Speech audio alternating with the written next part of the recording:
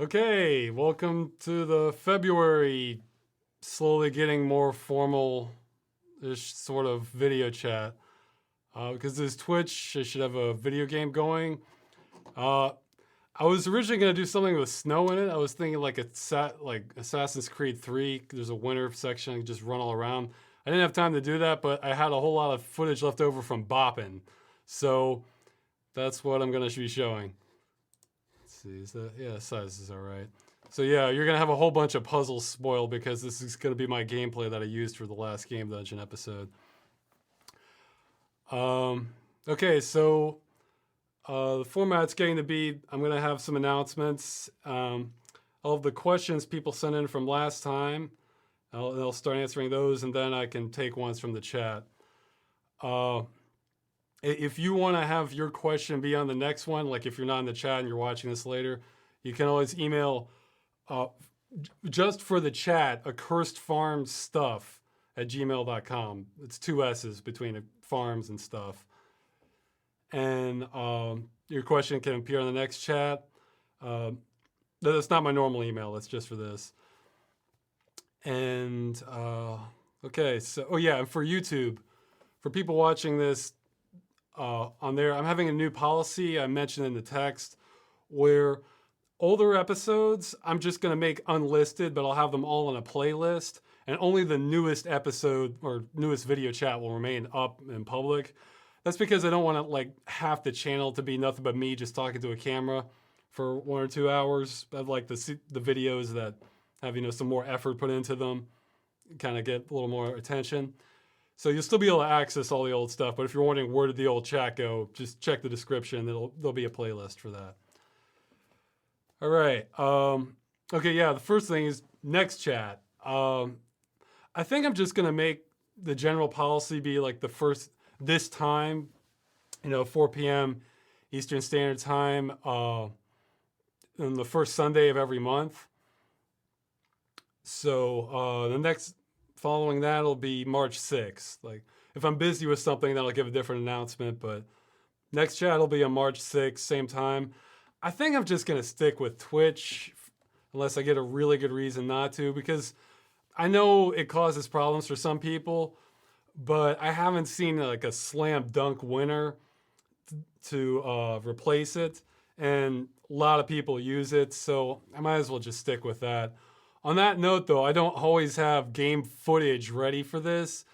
If somebody wants to contribute some, especially something that's like easy, that's not super distracting, like, maybe some space flight sim or just some open world driving thing or just something sort of slow paced, you can contact me about that.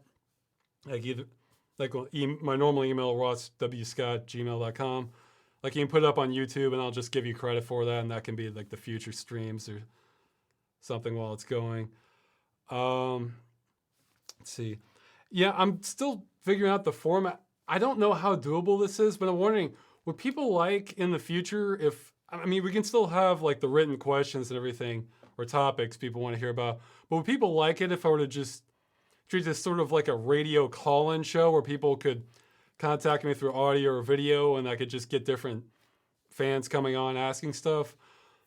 I don't know if that's even doable. I would need the right software, especially because I'd probably want my assistant, Daniel-san, sort of screening people before they get on, so that way they could say, no, we already answered this, or no, we just talked about this, that sort of thing.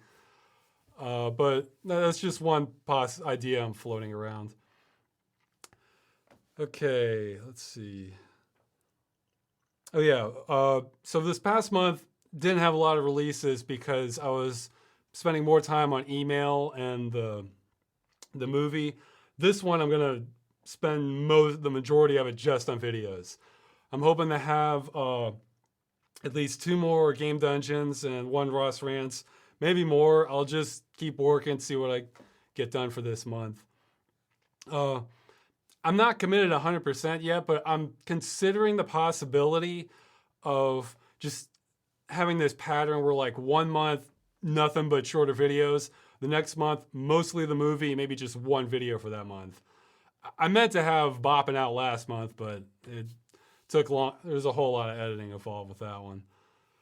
Um, let's see.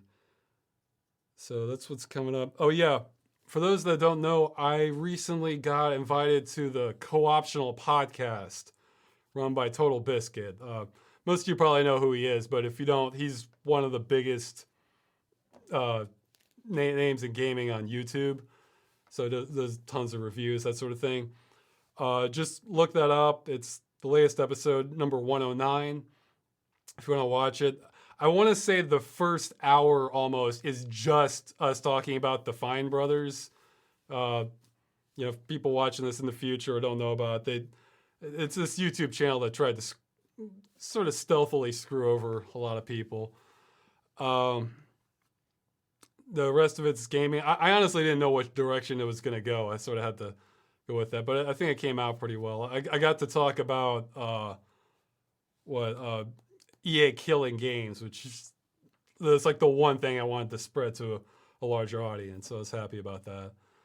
So yeah, you can check that out if you want to. It's on his channel. Okay, PlanetSide 2. Wanted to give some news on that. People asked about it. I got some consultation, and the situation's gotten trickier. Okay, my original plan for PlanetSide 2 was to just let everybody come in. I would even make like a promotional video for this to try and sort of recruit people. Give like a 1 to 2 minute tutorial showing how to get to the battlefront, because I feel like even the game with its in-game tutorial doesn't really emphasize just 100% clearly where you need to go. And I was going to make that just super clear. But the problem I'm finding is that if I was going to get people joining on the scale that I was hoping for, like maybe a couple thousand or several hundred, the server might not be able to handle that if like everybody, come with me in the same place. I mean, I was thinking we could just try to join one faction, just dominate the server just for like, a few hours, and then people the normal community could try and take it back later after we left, and just sort of do that as sort of like this cleansing fire each month. I've heard that might piss off the community, though. I don't think it'd be too bad if it was just like once a month. But the bigger problem is it looks like there are limits to how many people from one faction you can have on one continent within the server. So it may not be doable the way I was thinking.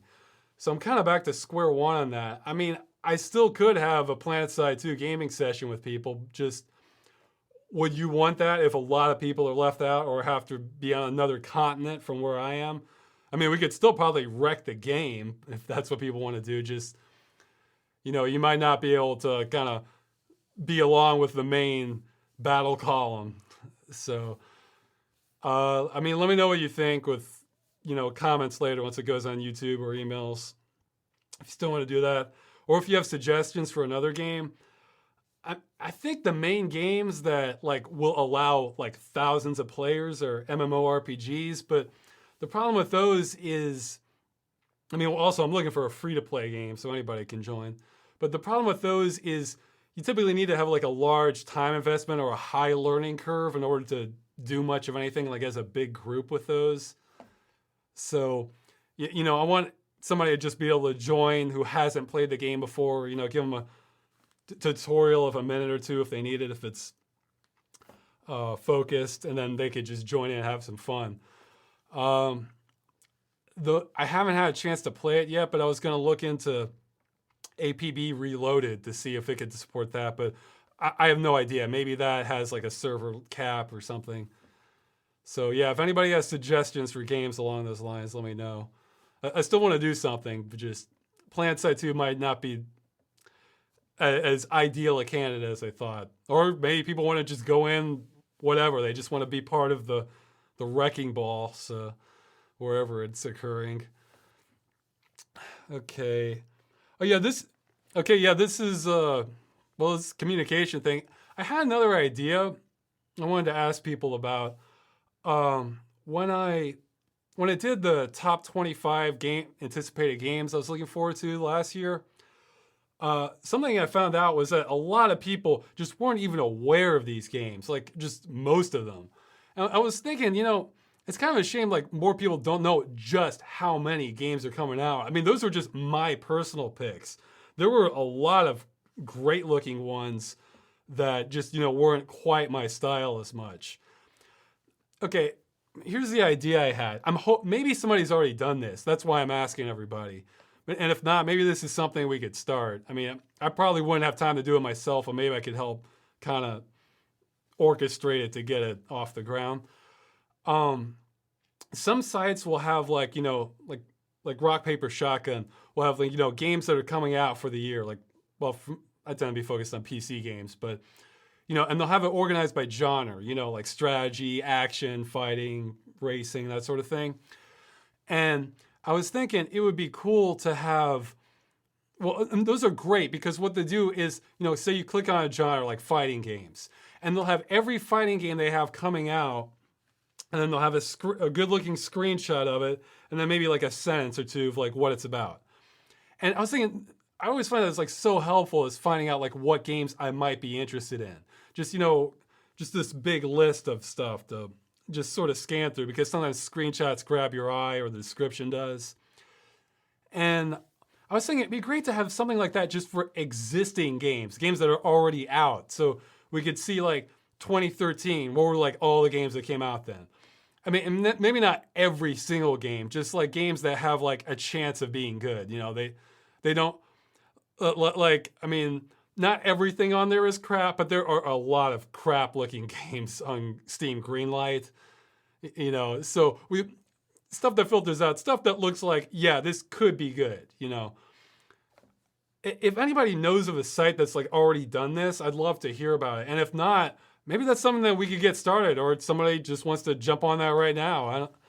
Because, I mean, there's just so many games out there to just be ignored. I feel like, gaming media press, they're going to focus on the ones that they're getting the most money for, or that just every other site is covering because they have enormous marketing budgets. But there's been a lot of cool games that just fly under the radar, and it'd be cool to get more exposure for that.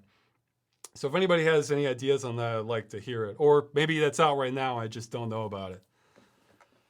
Okay, and Steam has that too, but Steam needs a lot of work as far as finding games. If you wanted to see like every fighting game from 2013 or something, I don't know if they can do that really, because I don't know. You can do it by tag or something, and there's games that aren't on Steam, but it seems like that's something that could be really helpful for gamers.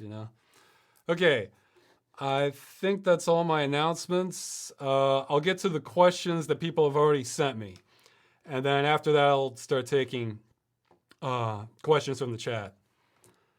So give me 1 second. Okay, here are the questions. Are you a Warhammer fan? If so, how much of a fan are you, and what is your favorite faction army? Also, do you have a preference for 40K or fantasy? Have you ever played Blood Bowl? This is all from the same person. I'm familiar with some Warhammer. The thing is, I've never been into turn-based combat, and traditionally, that's all you're getting with Warhammer.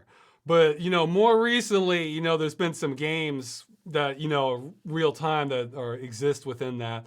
Also, I've had some friends who are just super into Warhammer, like the tabletop. And, I've kind of browsed through some of their lore books and stuff for the 40K.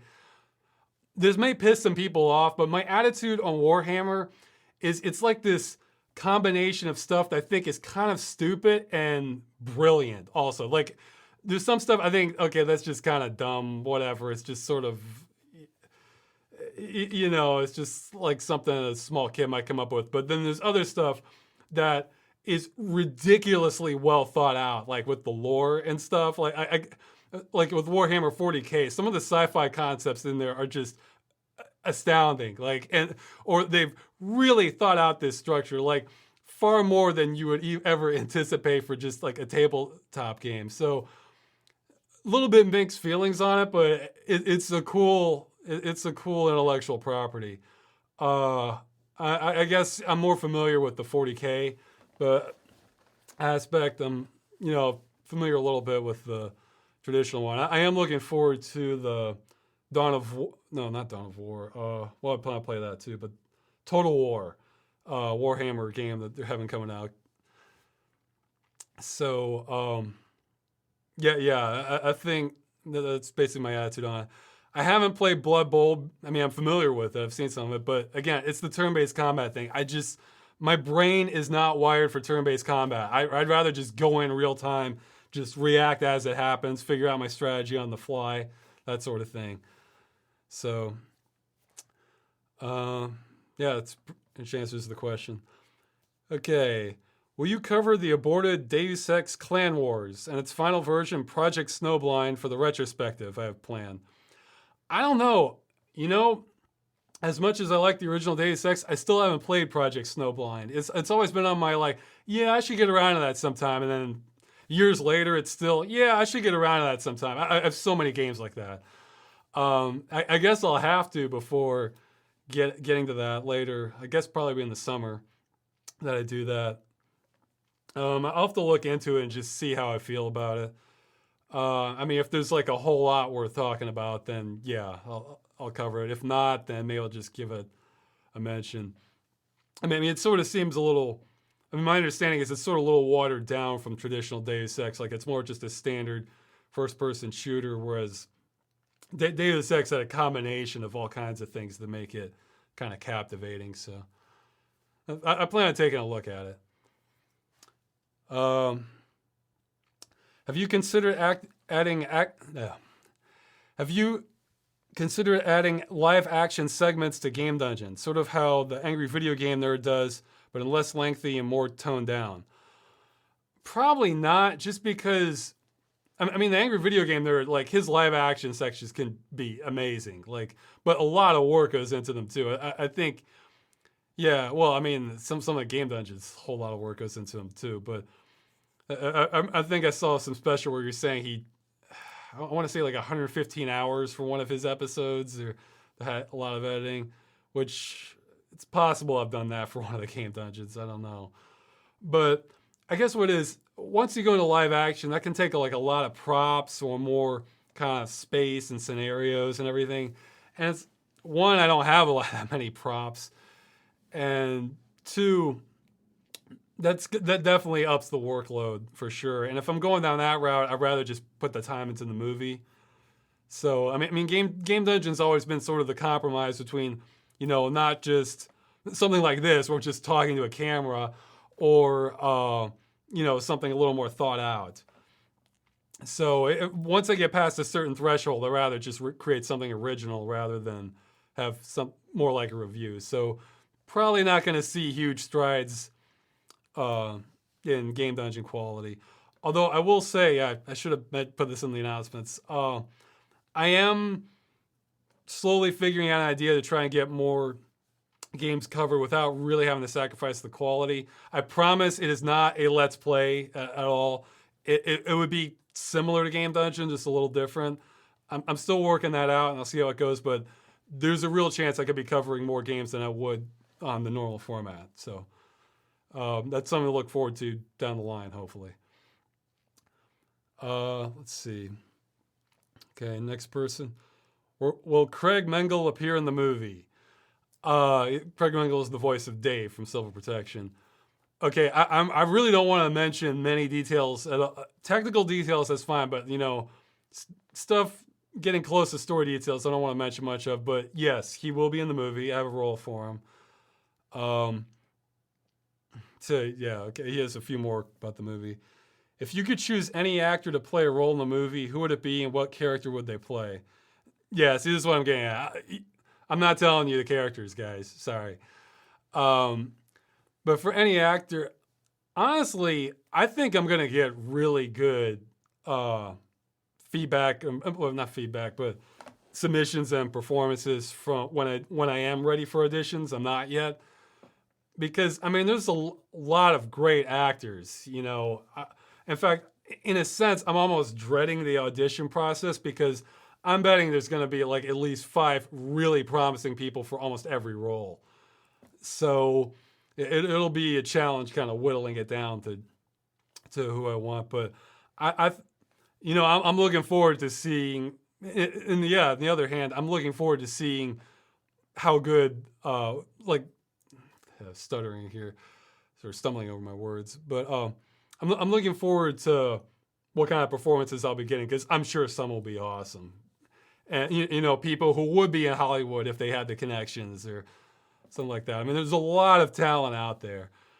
But I guess if I like had to choose someone from like Hollywood, um, uh, yeah, I guess a lot of the actors I'd want, I guess, are kind of getting older now. I kind of know them more for like earlier movies. But one that comes to mind would be Steve Smith from the Red Green Show. He has the sort of vibe I would like in the movie.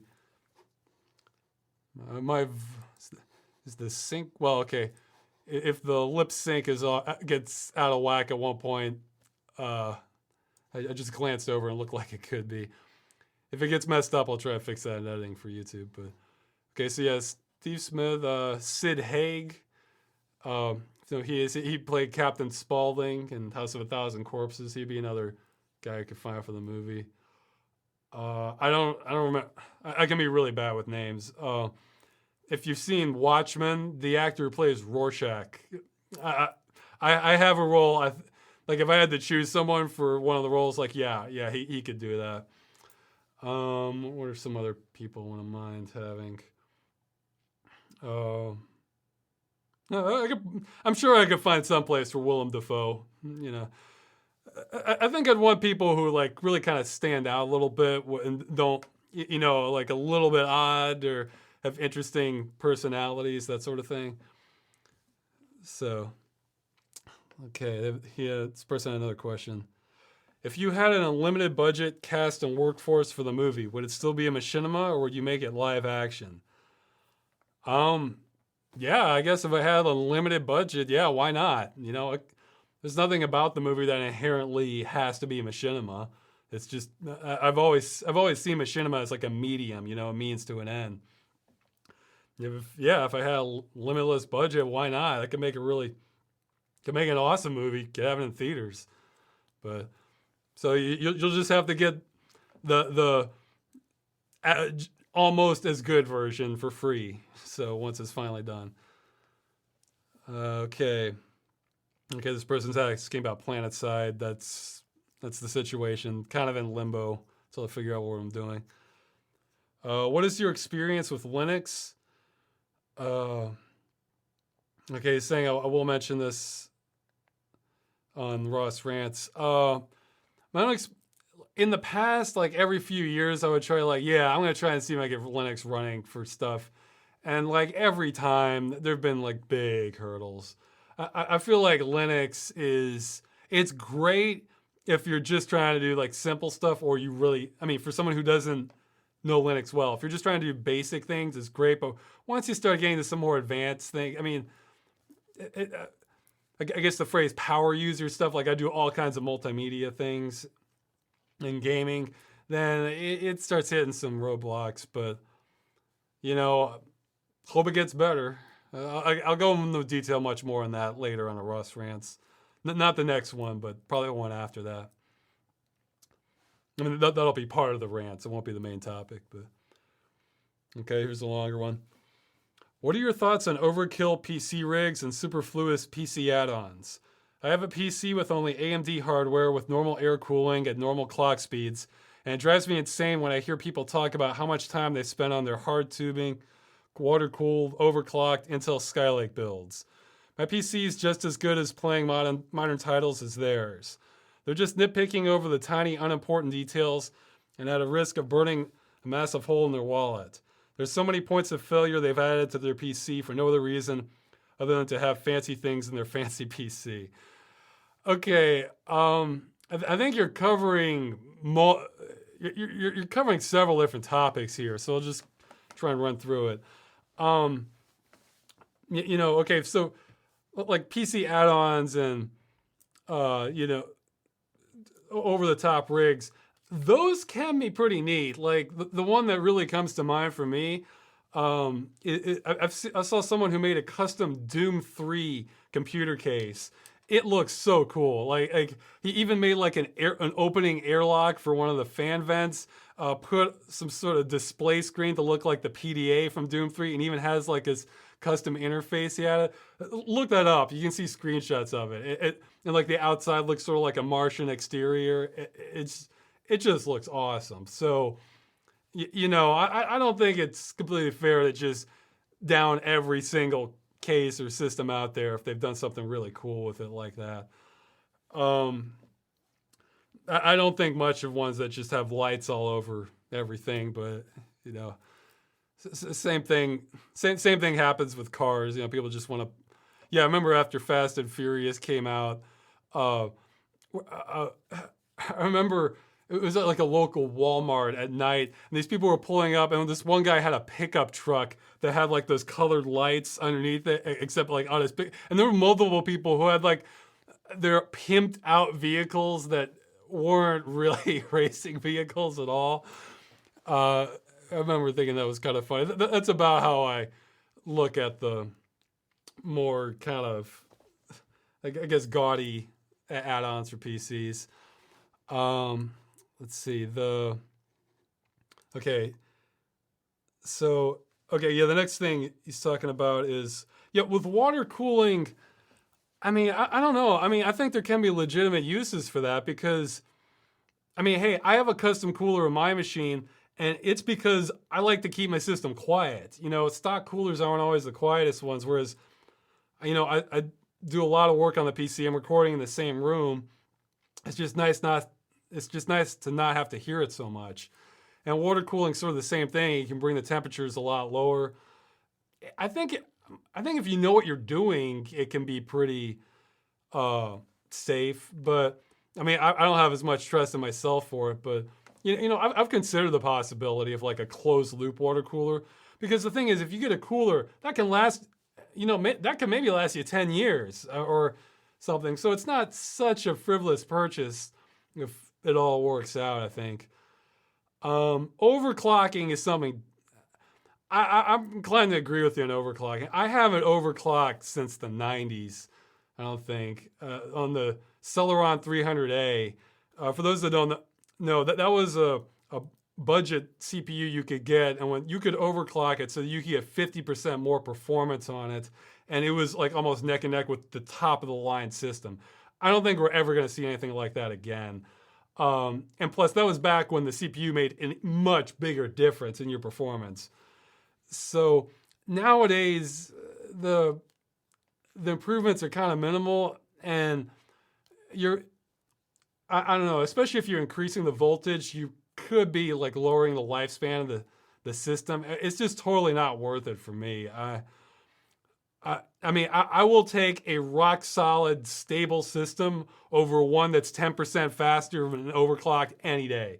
It's just so not worth it for me. But obviously, some people want to try it. I think it's just sort of like the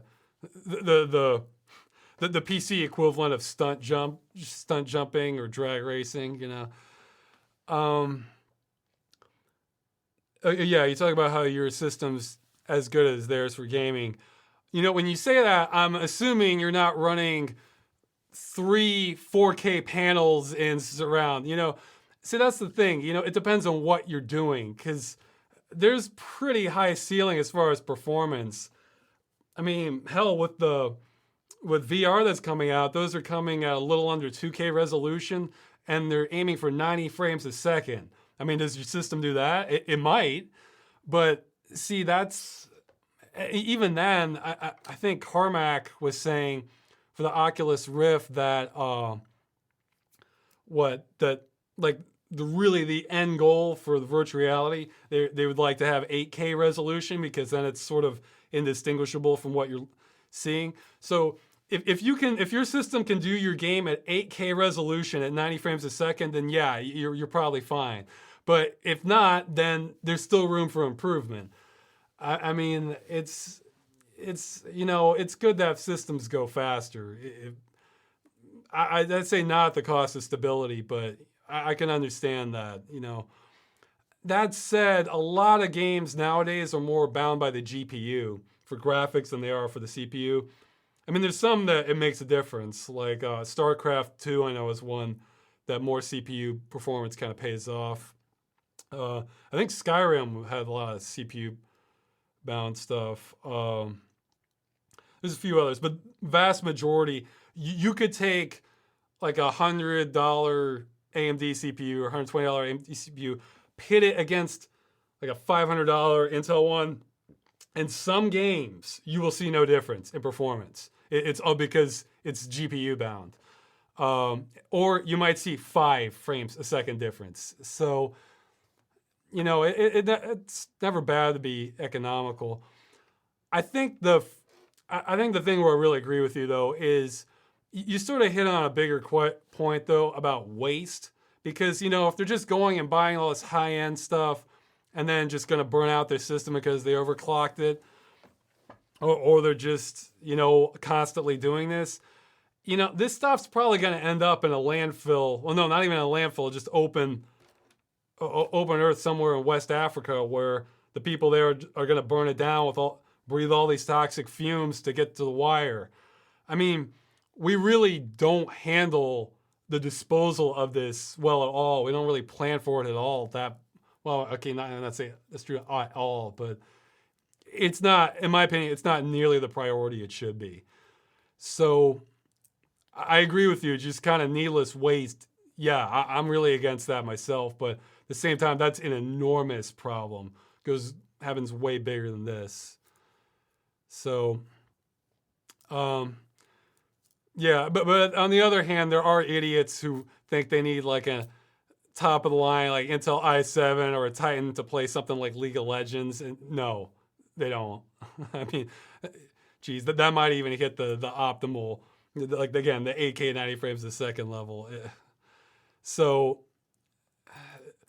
I don't know. Some people, I might mention this on Ross Rants also, but some people, they feel like they have to brag about it because they spent a lot of money on it. It's sort of a toxic way of thinking, in my opinion, but there's other battles to have out there. Okay. Have you played Still Life 2? Yes. What did you think about it? I'm saving that for a game dungeon. I thought a lot of things about it. Okay. Who did the sound design and ADR for Freeman's Mind, and what techniques did they use? Well, for the early episodes, I did everything. For the majority, well, okay, you mentioned ADR. I always did like the aligning of the lines. Like I might go through and record the lines and have a couple takes. Like, okay, this one's good. I place it there, or sometimes I'd splice different lines at the beginning of one, came out well, and the bottom of another one came out better. So I always did all that, like all the arranging, and I'd frequently do a lot of the volume balancing for the episodes. But for additional sound effects, outside of the early episodes, the vast majority of those were done by Otto Bummelberg. Not all of them. You can always check the credits. That's what they're there for. From reading YouTube comments, people are unaware of these magical things called the credits. Like, gee, what song is he putting there? Like when I've even started putting the times of the songs that aren't from the game that make them. But, generally check the credits. That's why I have them. So yeah, so for his techniques, I mean, I would basically just give him the footage and he would go ahead and just find a bunch of sound effects from various sources. I generally just didn't ask from where, just because like, sure, go for it. And, if I wanted some tweaks, I'd mention that to him, or sometimes I'd do volume tweaks myself. But yeah, Otto did most of the stuff that jumps out at you with the sound effects for Freeman's Mind. Okay. What horror games have you played? Several. Which did you like most and which were the worst? Well, the ones I probably like the most, because everybody knows this one. Silent Hill 2 is easily one of my favorites. Really, I like Resident Evil 2 a whole lot also. Resident Evil 4, I love the first third of it, and then my opinion really dropped of it after that. But the first third, yeah, it's great. there's so many. I'm actually pretty far behind on horror games because I've been waiting forever for virtual reality since it's been announced. And I've always thought, oh man, wouldn't horror games be a lot better in virtual reality? Because really get the scares going. So I've just been kind of putting off all these that I hope will see some backwards compatibility of the see some backwards compatibility of like games that people can kind of work in there or find some sort of halfway solution to get it in. Because 3D is the main thing I'm looking forward to. Because everything else is just icing on the cake for me. It's just good 3D. But yeah, I need to catch up on a lot of horror games, like from a few years now. Like I have not played Amnesia: The Dark Descent because I figured, yeah, it'll probably be good for Oculus Rift. I have played Penumbra, which is the company's former game. I haven't played The Evil Within. I haven't played, Outlast. There's a lot I need to catch up on. I mean, yeah, Soma. Well, the real new ones like Soma. Stasis, if it goes down in price, I'll probably get that one sooner because it's a 2D one. But and there were so many when I was looking at like upcoming games for the video last year. So like there was one, like I had this guy in a subway. Somebody will probably recognize the name. Had this guy in a subway with your cell phone that you were trying to survive, and there were these real Cthulhu elements kind of spilling into the world that looked pretty cool. I almost put that one on the list. That might have made it to like the runner-up list on that video. I can't remember. Okay. Russ, we know you have a healthy respect for older games, but are there any antiquated pieces of technology you still use, such as an alarm clock instead of a phone, or film cameras, or stuff with vacuum tubes in it? Well, you mentioned phones. I've never really cared about cell phones. I mean, I didn't even have one till, I want to say, like 4 years ago, because my girlfriend made me get one. But, I was just even fine with landline and an answering machine. I don't know. It's like, I feel like there's just kind of less stress with being just on call all the time. You can call people back. I don't have a smartphone actually. I just have like this cheap, it has like a little black and white LCD display, but it's just this, I think it was $10, my phone.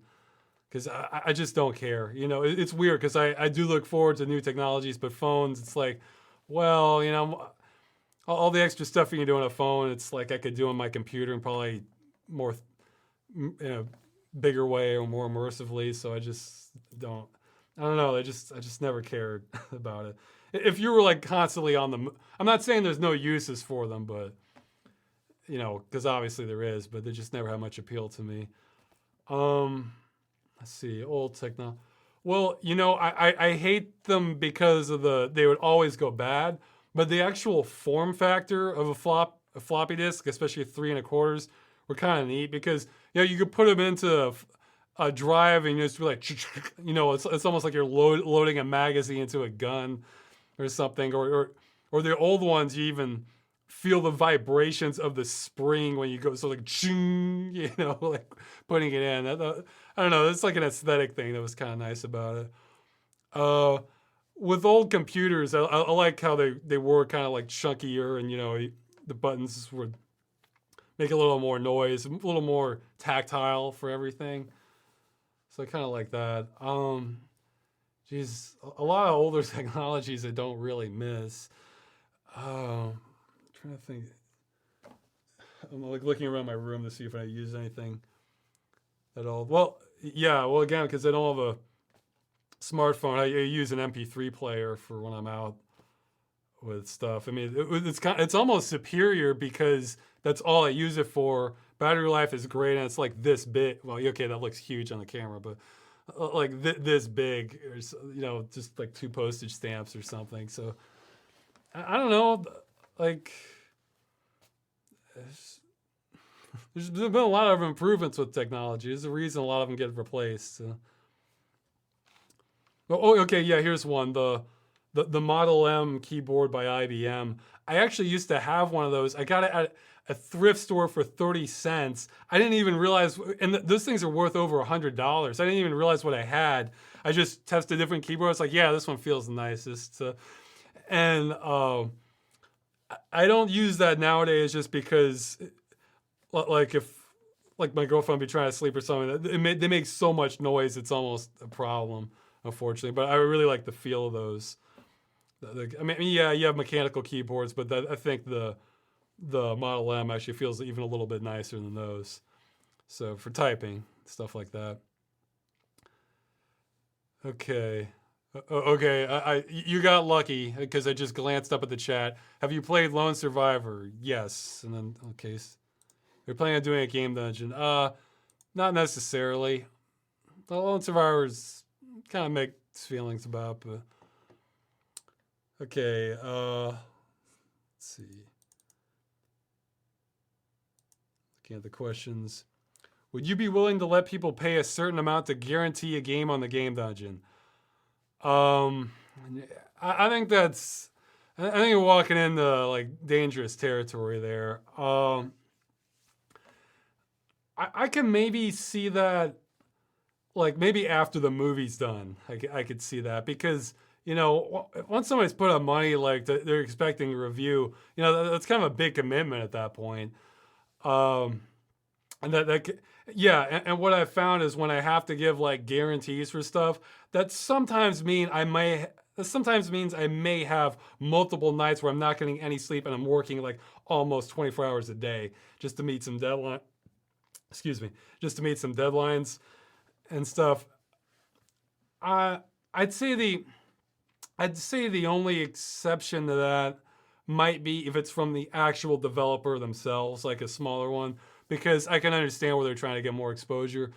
Though again, that's tricky territory then, because if I really don't like their game, then, or maybe it just doesn't really work well for Game Dungeon. Like I even told the people for Uncanny Valley that, you know, I may not do a video on this. I have to see how it feels and what's worth talking about. But I don't know. But just for, I probably will get to some requests this year because a lot of people have some. But I don't know, just guaranteeing it based on payment. I mean, it's just, I'm trying to get away from things where like I have to do this within a certain time period because I'm juggling a lot of stuff as it is. Okay. This person's asking about details in Freeman's mind too, but you know, beyond technical details, I like to keep some stuff a surprise. What are your favorite and least favorite classes in Team Fortress 2? What are your thoughts about them? I have not played much of Team Fortress 2 at all. I did play a lot of Team Fortress Classic. And the thing is, going from Classic to Team Fortress 2, it never grabbed me because, I mean, I'm one of the few people who doesn't really like that kind of cartoonish look to everything.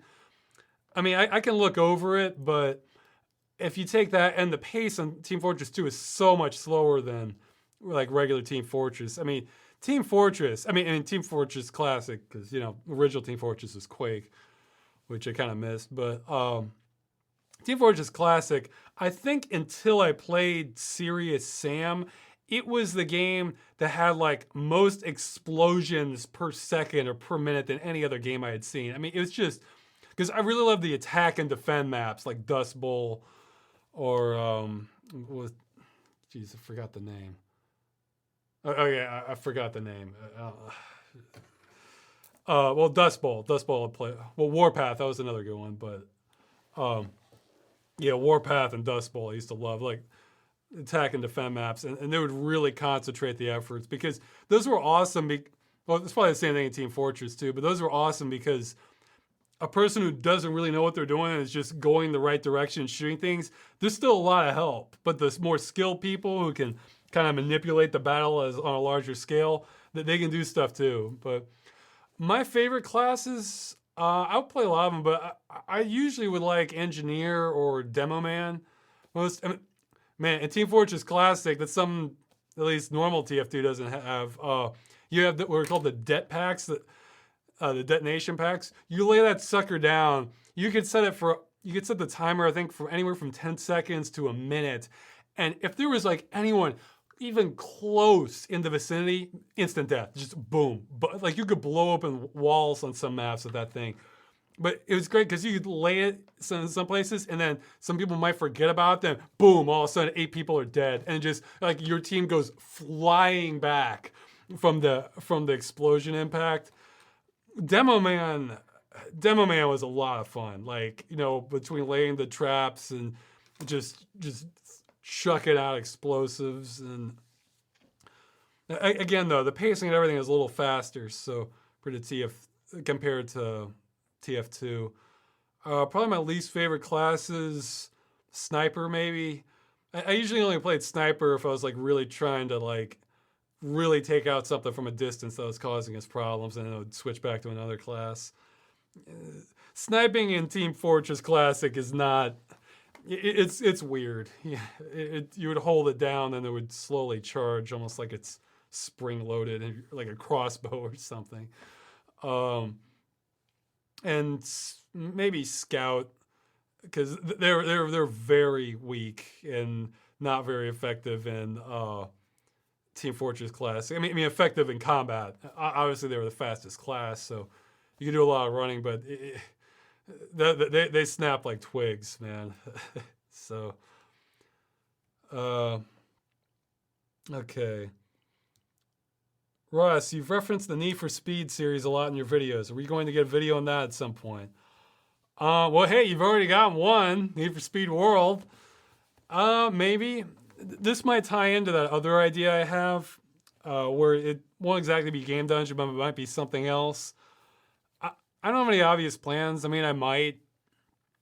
I'll see. I mean, you know, looking back on it, I almost want to say, like, for the older Need for Speeds, the music is like a big part of what made it so great. But let's see.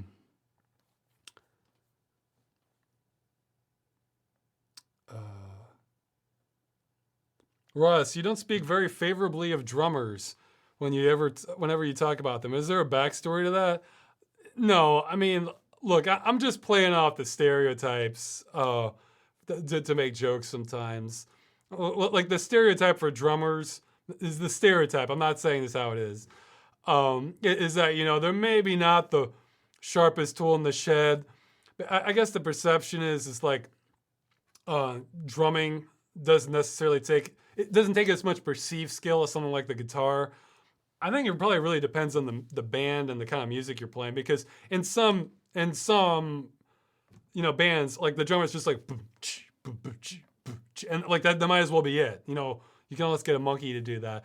But for others, like a heavy metal band, it's like, you know, like I don't know. It varies a lot in skill. But I was just making jokes off the stereotype. I don't know any drummers who were just boneheads or anything like that. So, was being in co-optional podcast a bit awkward in the beginning? Yeah, well, the main thing I was worried about, I was farther away distance-wise than everybody else. So I was worried I would just keep interrupting people by accident because I haven't received the signal yet because of the time delay. So I was definitely concerned about that. I mean, I didn't want to come on looking like a jerk where I'm just trying to hog the conversation for everything. Or only talking about stuff that I want to talk about.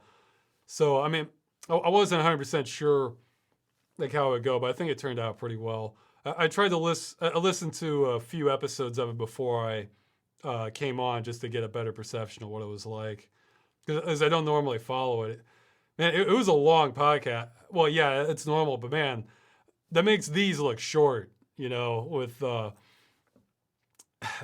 mean, I try to go about an hour, between an hour or two on these, but man, because it was 3 hours plus half an hour to get on beforehand, and plus the late time while they're getting worked up. So it was close to 4 hours. It kind of wears you down after a while. What are your thoughts on League of Legends or any other MOBA for that matter? I'm not a big MOBA player, which is ironic since I did make that Dota 2 voice pack. I mean, from what I've seen and heard, like League of Legends is like the more casual version of it. Although I think Heroes of the Storm is supposed to be even more approachable. now. I don't know. They're just not really my kind of genre. I've tried to play them, but it's weird because I like real time strategy games where you get like a lot of units, build up a base, go send them out, try and take out the enemy. And I like action RPGs, sort of Diablo clones where your one guy is trying to wipe out everything. But if it feels like MOBAs for me are like the worst of both worlds because you have the slower combat per unit of an RTS, but you only have one person like in an action RPG, and it's just not it's just too slow for me, I think. So I don't know. I gravitate towards different games. I'm saying too slow while bopping's on. Yeah, there we go. While bopping's on the screen here, but that's a puzzle game because then you can just you can move as fast as you want and bopping. It's like if you think you figured out the puzzle, you can go ahead. If you don't, you can stop and think. It's sort of like that. Whereas a lot of slower combat games, it's like, well, I don't know. It has that cooldown aspect to it that I've never been crazy about. But what's the funniest prank you've pulled? Geez, I'd have to think about it. But okay, I don't know if this is the funniest, but this is one that comes to mind. When I was in high school, a friend of mine, like we had this big snow that had happened, and like the roads were starting to get kind of gunked up with it. It was at night, so and there was this road in our town where it wasn't like a main heavy traffic road, but there'd be a car coming by there every a couple cars every minute or so. And so what we did was we rolled this whole we just rolled like a ton of snowmen. I want to say like 8 at least, maybe might have been more. And we rolled all the bodies to them, like big, thick snow boulders, to make the bodies and get the bodies and the heads and everything ready in the midsections. So we got them all ready. And then once we were good to go, we didn't see any cars coming. We went and rolled them all out into the street as fast as we could and set up like this line of snowmen that just blocking off like the entire road. And I mean, it was a blockade of snowmen. And then we were lucky and we were able to get it all out at once. And then we just sat and waited, just waited for traffic to come. And this was this was pretty good because this road, if you didn't, a couple cars came and they stopped and they turned around. And this road, like if you didn't take this road for town, you would have to go around. It might add like 10 minutes to where you're trying to go, depending on your aspect, like not going through this road. So I guess we really were causing some problems. But finally, this SUV came along. They stopped a little distance from it and then just and tried to ram it. They slammed into it. It made the car buckle and kind of swerve. We thought they were going to run themselves off the road. The upper portion of the snowmen kind of went onto the hood and like the head exploded onto the windshield where they were, and then they stopped after that because they probably couldn't see a thing.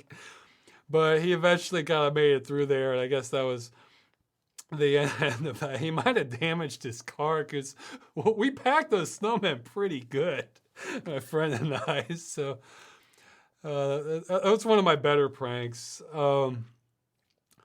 I don't know. I have to think. Most of my pranks are like I don't know. Like I like getting people, to kind of just go like, what the hell is going on? That's sort of like I like pranks that don't like cause like really like serious harm or mess up somebody's life on a big scale, but.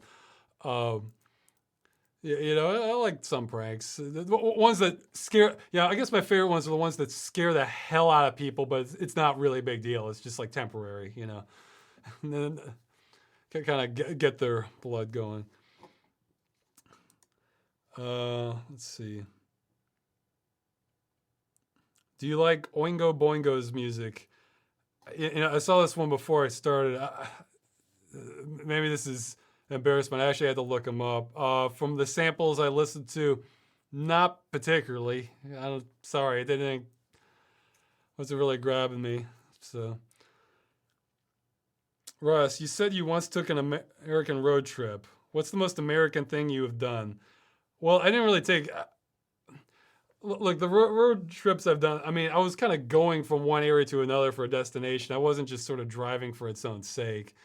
Um, or just with. I don't know if I've ever had quite that level of time and just free money to just drive across the country and just whatever, see what happens, you know. I don't know. That's not really one of my goals. I like. I think you have to have a different personality to do that. I like to really do things, I guess. But the most American thing I've done, geez, I mean, that sounds like one of those questions where you either have like an obvious answer or you don't. I mean, you know, obviously, if somebody did like a motorcycle jump across the Grand Canyon while the Star Spangled Banner is playing, that'd be their answer. But um, I don't have an easy one. One that's coming to mind is actually, I guess, just with my family. Like for Fourth of July, I grew up mainly in Virginia, but I had an uncle who lived in Tennessee, and frequently we would, and he lived off in the country, and we would frequently go and visit him for Fourth of July because Tennessee has basically no fireworks laws. I mean, as soon as you cross the state line, you start seeing these billboards for like fireworks factory outlet. So you can fire off just about anything you want there.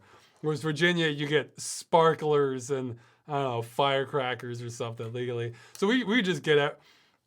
We could just get everything there, like bottle rockets, just Roman candles, just bigger stuff. Not even sure what it did, and this stuff wasn't always 100% either. Like we had a great one where, like some of the bottle rockets, they would take off and they would do like this almost immediate J curve. Like they would do a complete 180 after like it was usually off on an angle, so it never came back in our faces. But it made you wonder how it was gonna go. And I remember there was this, for one of the times that when I was younger, I was up with my aunt in like sort of this upper floor area where they were firing it down on the ground, and this sort of spinner thing was shooting all these sparks kind of raised up above the ground, and then it just kind of went and it started chasing after my uncle, and I heard it slam into a barn and then it just went another place like the thing was alive or something. And then we're like, well, where is it? And then all of a sudden, it's like appears like right in front of our faces. It's like on the second story, just like sort of hovering in front of us. My hand just slammed the window shut immediately. But I guess just firing off fireworks frequently over the years with just no limitations whatsoever. That's pretty American, I guess. I don't have an easy one that's better than that I can think of. I have been to the Grand Canyon, but okay, let's see. Russ, have you played Black Mesa yet? I think I answered this one, and maybe not here. Yes, I have, and I honestly had to give up on it once I got to the tentacle monster because I didn't want to do that again. It sounds stupid, but it like felt like work. Because I've just spent so much time in Half-Life doing Freeman's Mind. It's seared into my brain. I almost look at it like and more on top of that because of the Source engine.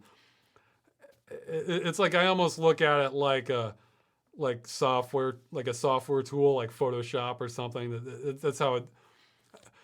When I think of Half-Life, I'm thinking of my past memories of Half-Life before I just completely saturated my brain with it. So let's see. So yeah, I didn't complete it. It has nothing to do with their quality. It's just me having played too much Half-Life. Let's see. Ross, are there any RPGs, old or new, that you liked and you consider your all-time favorite? Okay, all-time favorite RPG. It's weird because like I'll think of like RPGs, like some of them will be better in different ways. Like some like I like the atmosphere better, others I like the story better, or the gameplay better. I mean, yeah, I guess in gameplay, Dungeon Siege is just one of my favorites. I guess in sort of the overall experience, I wouldn't say it's like the best game I've ever played, but I like Gothic a lot. Um, geez, I still need to finish Planescape Torment.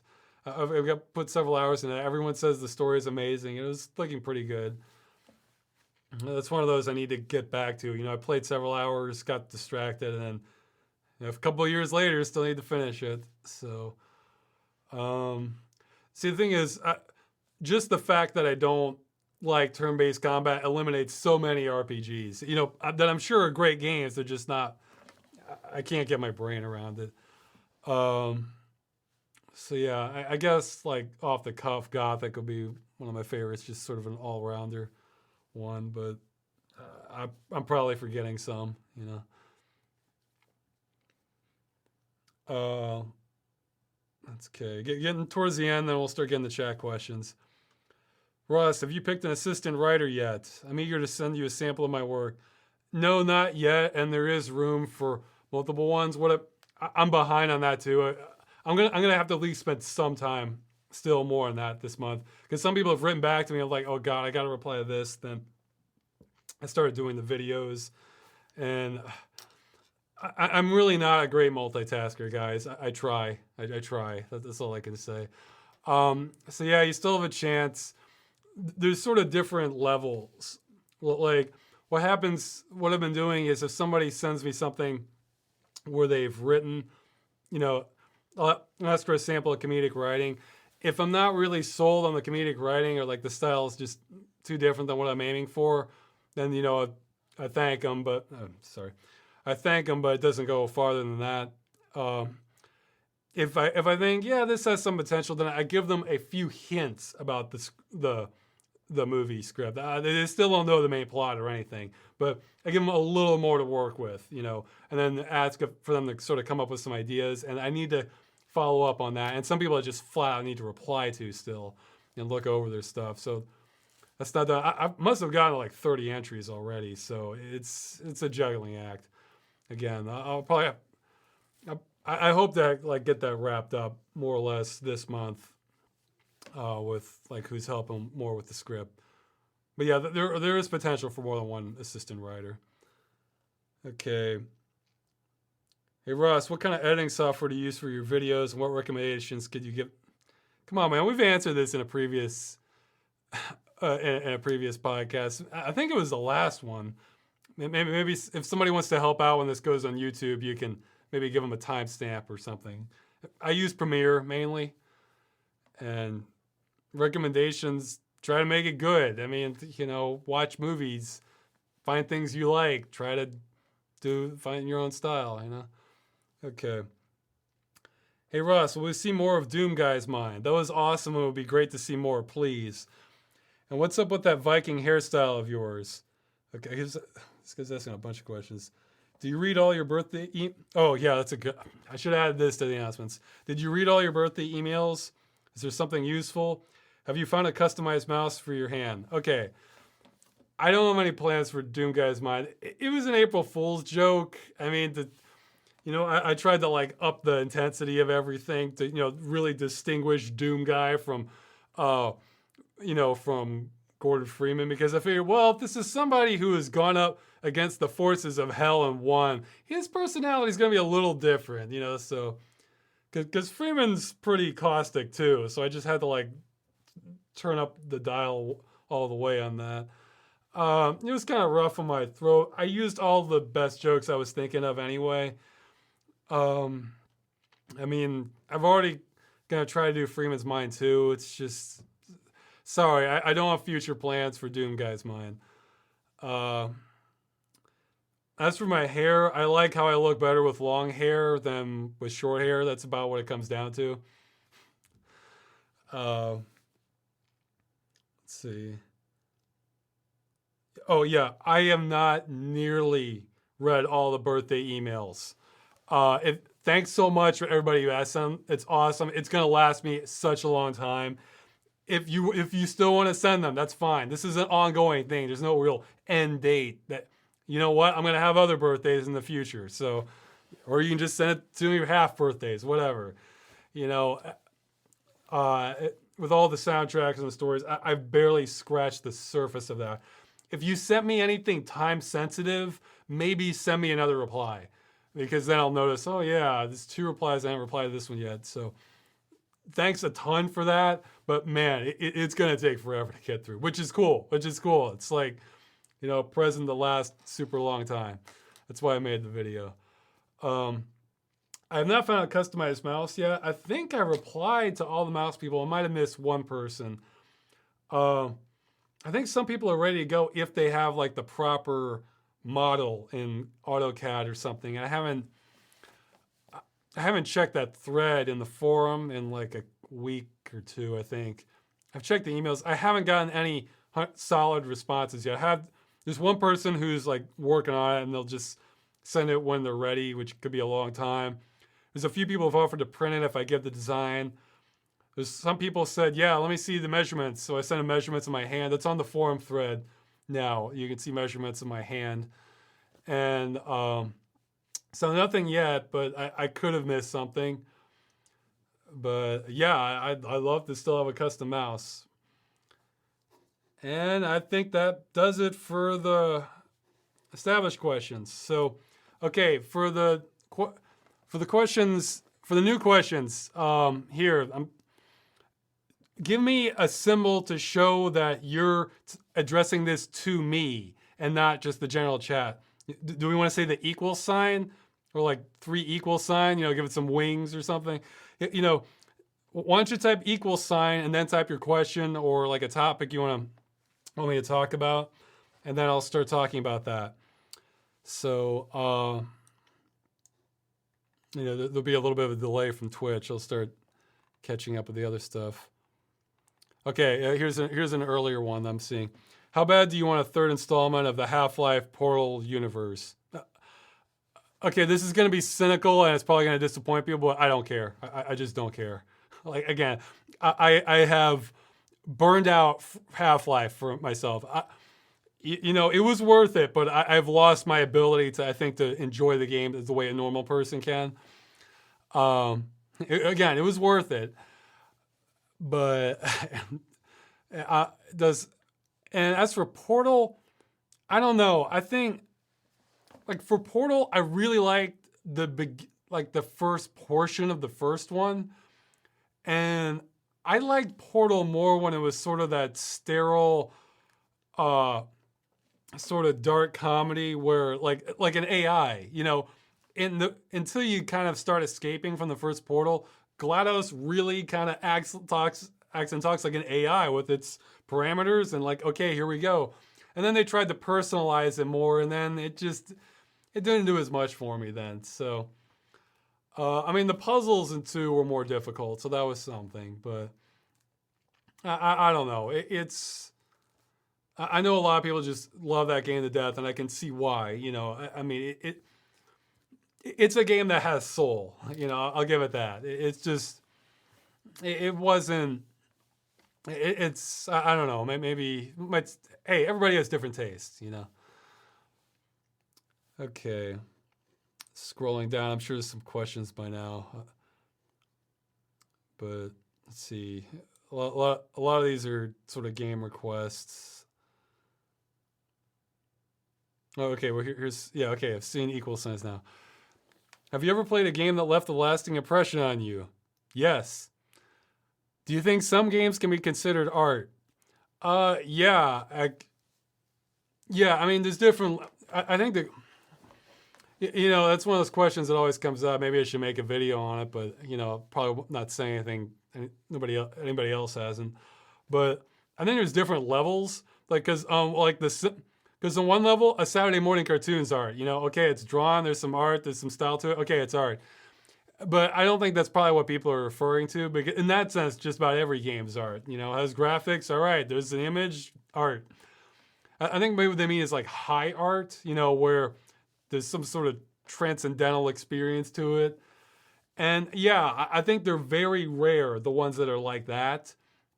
Because, I think for that kind of art, you have to not really cater to the player. You have some vision, you're making it, and the player, it's almost like they don't matter in some sense. I think the easiest example it would be the Stanley Parable, because that is a game, and I I I think it'd be difficult to argue it's not art because it's very interpretive, and it, like, yeah, it gives that feeling like, there is a message there somewhere. So I mean, I think it checks every box. Yeah, I'm sure. But because even like, okay, I mentioned how I like Silent Hill 2. Silent Hill 2 is a great game, and I could see where you could argue it's art, but I could also see the argument against it because there's also stuff. Okay, well, we have to give them a weapon, and they have to upgrade it, and we have to make the gameplay fun. For high art, I don't think it cares about any of that. But I'm not a honestly. I don't think I'm deep enough to really care that much if a game's like high art. I just want it to be like a fantastic experience. That's what I want out of a game. So, and typically the most artsy games aren't the ones that are giving that to me. So, okay, Ross, is there a game genre that you wanted to pick up, learn, and eventually master? Uh, okay. I've always had sort of mixed feelings about like a lot of space flight games and 4X games, because those are games I sort of want to like but have trouble getting into. Like, I tend to love the atmosphere and the themes behind a whole lot of those, but I'm not a very good pilot. I am good with first person shooters, but piloting, no, not really. Um, what with 4X games, I sort of hit this. I might repeat this in another video, but I sort of hit this threshold where uh, I'll there's a certain complexity level where the game almost stops being a game for me, and it's almost like it activates similar parts of my brain as like work or trying to learn a new skill. And when and I have almost like this emergency override switch in my brain that says, "Whoa, Ross, what are you doing? If you're investing this much time and mental energy just trying to learn how to play the game and understand the mechanics, maybe you should do something productive with that, like do some chores, or hey, work on another video, or something of some more lasting value." So I'm not saying those aren't good games at all. I don't have like a lot of great stuff to them, but I think it's almost like a self-defense mechanism of like not letting myself ruin my life on games. So yeah, as for genres, I mean, hell, I'm playing the genres I like. So like real-time strategy, some first-person shooters, puzzle games, graphic adventure games, some RPGs, that sort of thing. So there probably are games I'd really want to master, but I'm sort of drawing a blank on which ones those were. Okay. What are your thoughts about the Professor Layton games? I actually haven't played through them. I've just sort of seen gameplay from them. They seem to hell of a lot like Puzzle Agent. Well, because Puzzle Agent came after them, was based off of them. The puzzles look good. I like the idea of really giving a story to a puzzle game. Just the theme of it didn't quite grab me as much. I don't know. I'm not into sort of. This sounds dumb, but like I'm not into games that could maybe be. Okay, this will probably come back to haunt me. I want to say, the more a game feels like it could be a kid's cartoon, the less I'm likely to be interested in it. I'm not saying this absolutely, but Professor Layton seems to be that one that's just aimed for everybody. And, sometimes I like those, sometimes I don't. So, in terms of the theme. But from what I saw, puzzles look pretty solid. Okay. By the way, Ross, I think the software thing you requested may be something only the developers of the graphics drivers can do. Yeah, maybe. Although somebody posted a possible solution I still need to look into. Yeah, I have to check the forum thread. Somebody posted a software program that it might be what I need. I still haven't had a chance to test it. That I really need to. But yeah, if you want to follow up on that, it's in the forum. Ross, what are your thoughts on the epic history of the Roman Empire? Lot to learn. Lot to learn. I mean, geez, when you consider how much the Romans accomplished, and then like how much we fell going to like the Middle Ages even, and then had to recover again. Uh, hey, getting back to it, maybe that's why some of the Warhammer stuff is so good because they borrowed not a little bit from the Roman Empire. Uh, it it's something to look at for the downfall. I mean, in some respects, you could argue America is an empire now. Um, whole lot to learn from the Roman Empire. And it shows how that's another thing. It shows how progress of humanity is not necessarily linear. We went backwards in a lot of ways in different areas after the Roman Empire, after the collapse of it. So, we're used to thinking like, in the future, everything's always better and we're more advanced and everything. Not always. Um, Roman Empire is a real high watermark in terms of civilization. Okay. Are you caught up in emails? No. I'm trying. Sorry.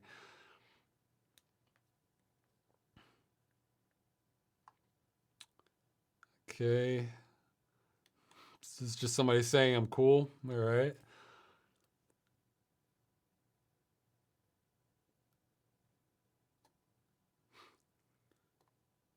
Okay. Well, this is somebody talking about who have met in Gdańsk. Let's see. Hey, Ross, what games are you currently playing? Am I playing anything? I just finished bopping. Jeez. Oh, yeah. I haven't even played it. I just installed APB Reloaded. I was going to see how many players it can support because that might be a candidate. It may not be because I might get in. It says, okay, 64 player limit. Well, I think I haven't played anything since. I think I haven't played anything since Boppin because I was sometimes like I have like a certain amount of free time, or I try to make a certain amount of free time each day. Sometimes I play games. Other times I might watch movies, and I think lately I've just watched a couple movies. I'll have to figure out what I'm playing next. Let's see. Oh, okay. Well, that's the other thing. I am playing the next game dungeon, but that's a little bit different to call that playing because, typically for game dungeon, I'm going in, I have a mission, and I got to get the footage. So it feels a little different.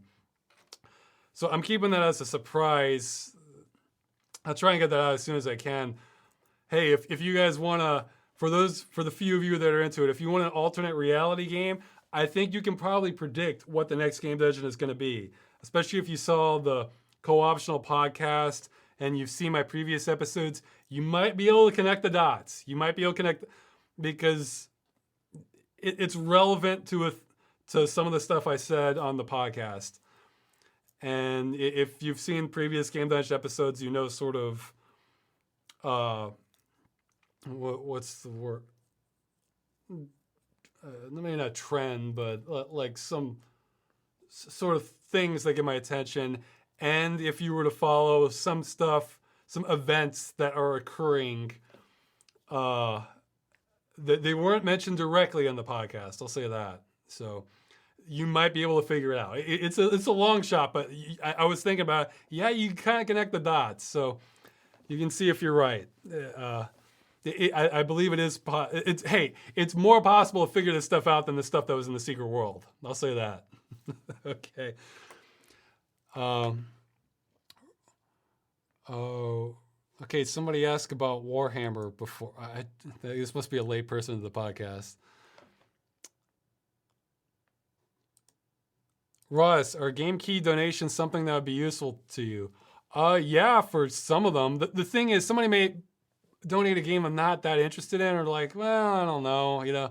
So I feel kind of bad like when they're like buying some, but there's other games that see, I don't want to mention what game I'm interested in because then like 20 people might get it and there'd be redundant copies. I don't want to do that to people. But yeah, I mean, for games I'm planning on playing, sure. But I guess don't feel bad if it's not necessarily one I'm like jumping at to, or I may already have a copy of it. Um,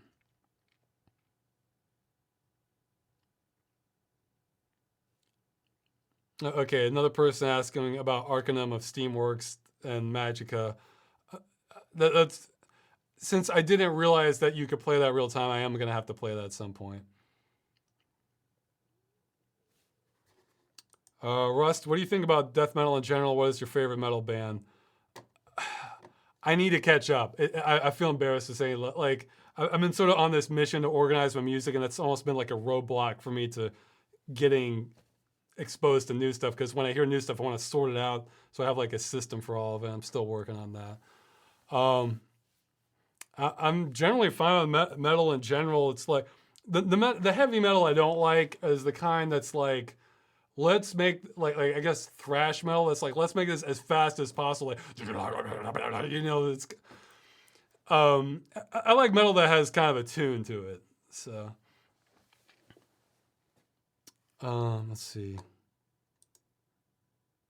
No, this person didn't use the equal sign, so they get to try again. I'm gonna treat this like Jeopardy, you know, like, oh, you didn't form that in the phrase of the question, you know. Okay, Ross, will you play The Witness? Yeah, definitely at some point.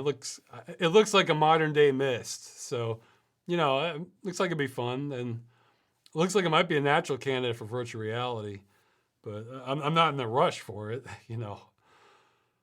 Um, Ross, do you do anything special to take care of your hair? Just do shampoo. I mean, I guess when I have video appearances like this, I'll use conditioner. That's about it. Now that the hype settled down, what do you think about the new Fallout? I haven't played it. You may not understand like how big of a lag I can be on games. I mean, it's rare. Even though I mentioned some early 2015 ones on the podcast, it's kind of rare when I'm playing ones I'd say newer than 2 years, just because it's so much cheaper. Everything's patched. My system will run it better. So let's see. Ross, what is your favorite gore themed video game? Okay, I guess just well, okay, from what I've seen, like Killing Floor was like almost like a little too simplistic for me. From what I saw. For the gore, okay, you know, this is an odd answer, but it was memorable. I want to say it's the original like Soldier of Fortune game. The animations they put into that, it's just incredible. Like, I mean, you shoot somebody in that, they're gonna react like you shot them there. I mean, because it wasn't even the gore; it was like the reactions. It was just, it got kind of over the top from what I remember. Um, you know, despite being into scary stuff, gore, it's kind of a little more neutral on it just depends. I'm probably drawing a blank or forgetting one that really stands out because I mean I want to say like Painkiller, um, but like this one will be eventually on a game dungeon, but I don't want to give it away. Let's see. Russ, you expecting emphasis on comedy or mystery for the script writing audition? Comedy. I mean, if you're really good at mysteries, that might help. But comedy's main thing. The mystery is almost like it's going to be comedy adventure foremost, and I more or less have a lot of the adventure nailed down for the script. For the mystery is almost like a tertiary aspect, though. If it can be developed more, like if you're really good at mysteries, then there's openings. It'll be tricky to work out, but the possibilities there. But it's not going to get the same attention as the comedy adventure element, but it's still there. Okay, I need to check the mouse thread. Somebody says I'm a role model to them. I guess you could do worse. Well, this question is kind of personal. I'm going to skip it. Sorry. Let's see. Russ, did you ever buy a game that had really epic box art, but then turned out to be complete crap to play? Probably. I, I've never been one to be fooled that much by box art because I always would look at the screenshots too. I've definitely been fooled by screenshots. I'll say that. I'm trying to think of one that got. Okay, I actually won this for the first civil protection episode. It was like a bonus present. That's like, oh, this looks kind of neat, and then I just didn't get into it much. Jeez, what was the name of it? I think it was Breed. Was the name of the game? Jeez, it had some cool music though. Like for like as a third party, I think it was Breed. That was one that like looked real cool, but then the gameplay just didn't grab me. I don't know. It might have had some good aspects to it, but let's see. But yeah, screenshots have definitely fooled me, even now. I mean, I guess it's easy because I try not to get too many hints about a game because I like to have a new experience, so I don't want to just go watch the whole thing on YouTube. I'm a little more cautious now. But I will say that thing on Steam where they give, general impression, like, positive, mixed, that can be pretty helpful because if it's negative, I'm probably not going to like it either. Mixed, I might. Do you like the movie Office Space? Well, yeah. I mean, geez, that's almost that should almost enter the National Archive of something for like a sign for a statement of our age. Especially when it was made. That's a movie that has historical relevance. I feel like Office Space. Boy, I mean that just taps that taps into the spirit of working America in a lot of ways for white collar. Working America. Okay, this is kind of a vague question. I'm going to skip it. They're asking what I think about various game companies. Can you recommend any more puzzle games with a similar style of Puzzle Agent? Oh boy. I'm trying to think. The style, I haven't seen that much. There's one I'm thinking of, and I just can't remember it. This is bugging me. I don't know if you mean the gameplay style or the atmosphere style either. Although I almost don't even have a good answer on either level. Okay, if you want for gameplay style, it's not as much of a graphic adventure story thing, but it's just sort of puzzle after puzzle, and the old Castle of Dr. Brain and Island of Dr. Brain is kind of like that. Because with puzzle games, again, it's so easy to be picky now because there's just so many games you can play. For puzzle games, I tend to go for ones that I like the theme. I like the theme too. That's why somebody mentioned The Witness. Hey, it's a mysterious island. Yeah, that might be kind of cool to play later on. But yeah, a lot of older ones because like graphic adventure games sort of cross over into that, but you can also hit complete dead ends, which you can't with puzzle games because it's a puzzle. It's if you've hit the dead end because you can't figure it out, which is how it should be I think. But I'm sorry, I'm drawing a blank. I really feel like there is one I'm just forgetting.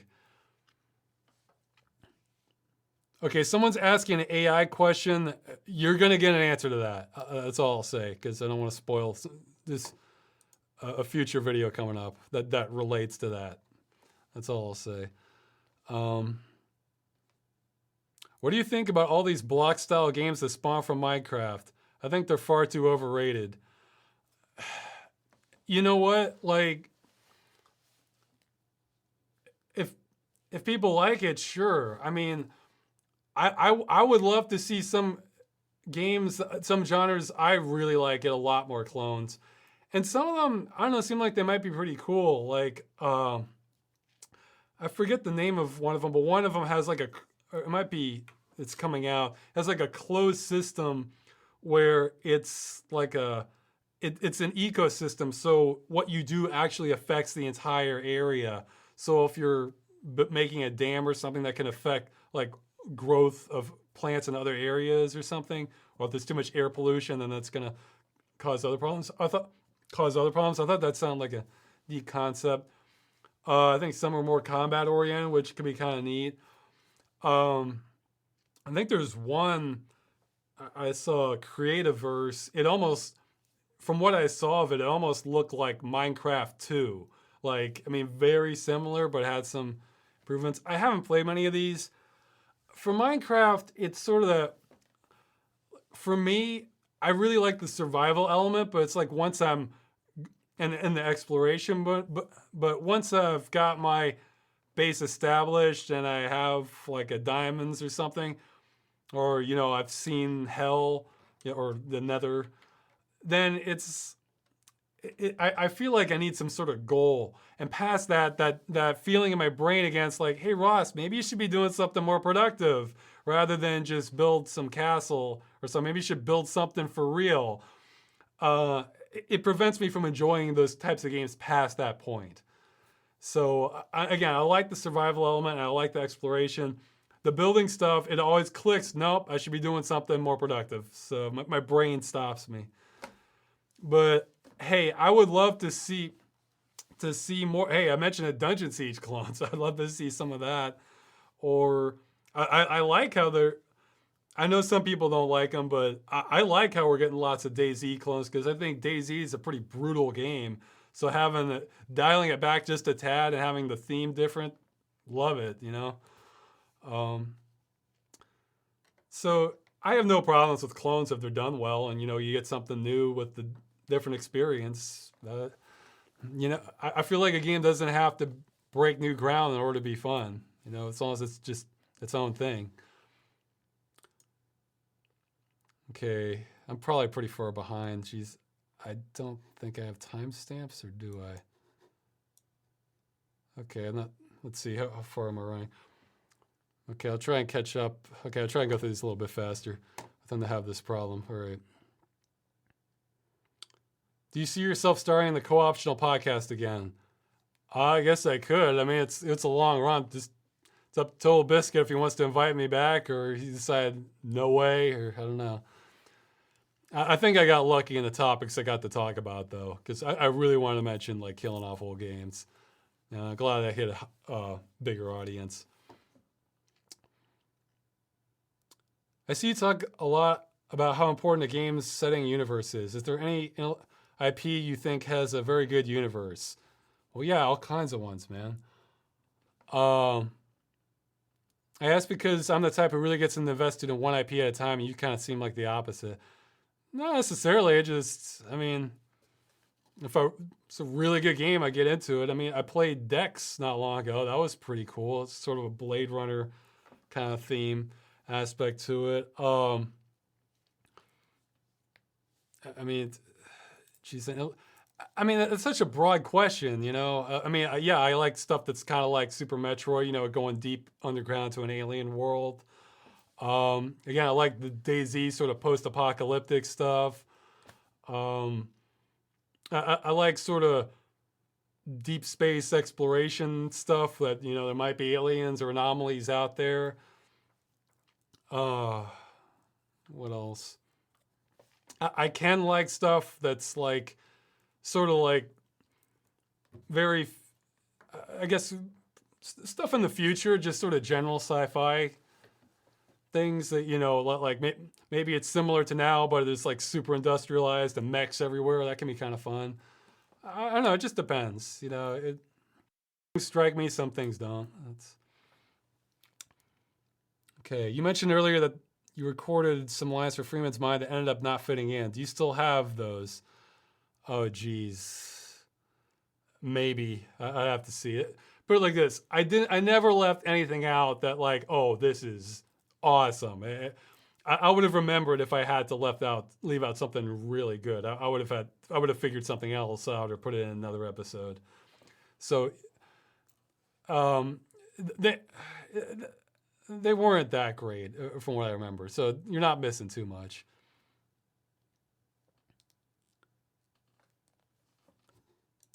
Okay, there's not a whole lot of outtakes to Freeman's Mind. There really aren't. It's almost robotic assembly line the way I go through it. Do you have or have you ever had any pets? I don't have any pets. When I was a kid, my dad had a dog, and it actually used to babysit me because it would watch me out in the yard, and if I started crying, it would bark, and my mother would come see what was happening. Might explain some of my behavior. Who knows? Have you ever considered trying to join Polaris in addition to Channel Awesome, like Angry Joe? Hell no. Okay, look, Channel Awesome's different. It's like a network. You know, it's okay. What I mean, it's an informal network. They don't interfere with your earnings at all. It's just like you appear on the website, and you know, you can be in touch with other people. That's it. It's sort of like, it's like a club almost. That's a better way to put it. Look at it like a club. I think for most people, I'm sure there's some outlier cases. I think for most people, multi-channel networks are vampires. They're gonna take the money, the stuff that they offer, almost all of it you get by kind of being a certain level on YouTube anyway.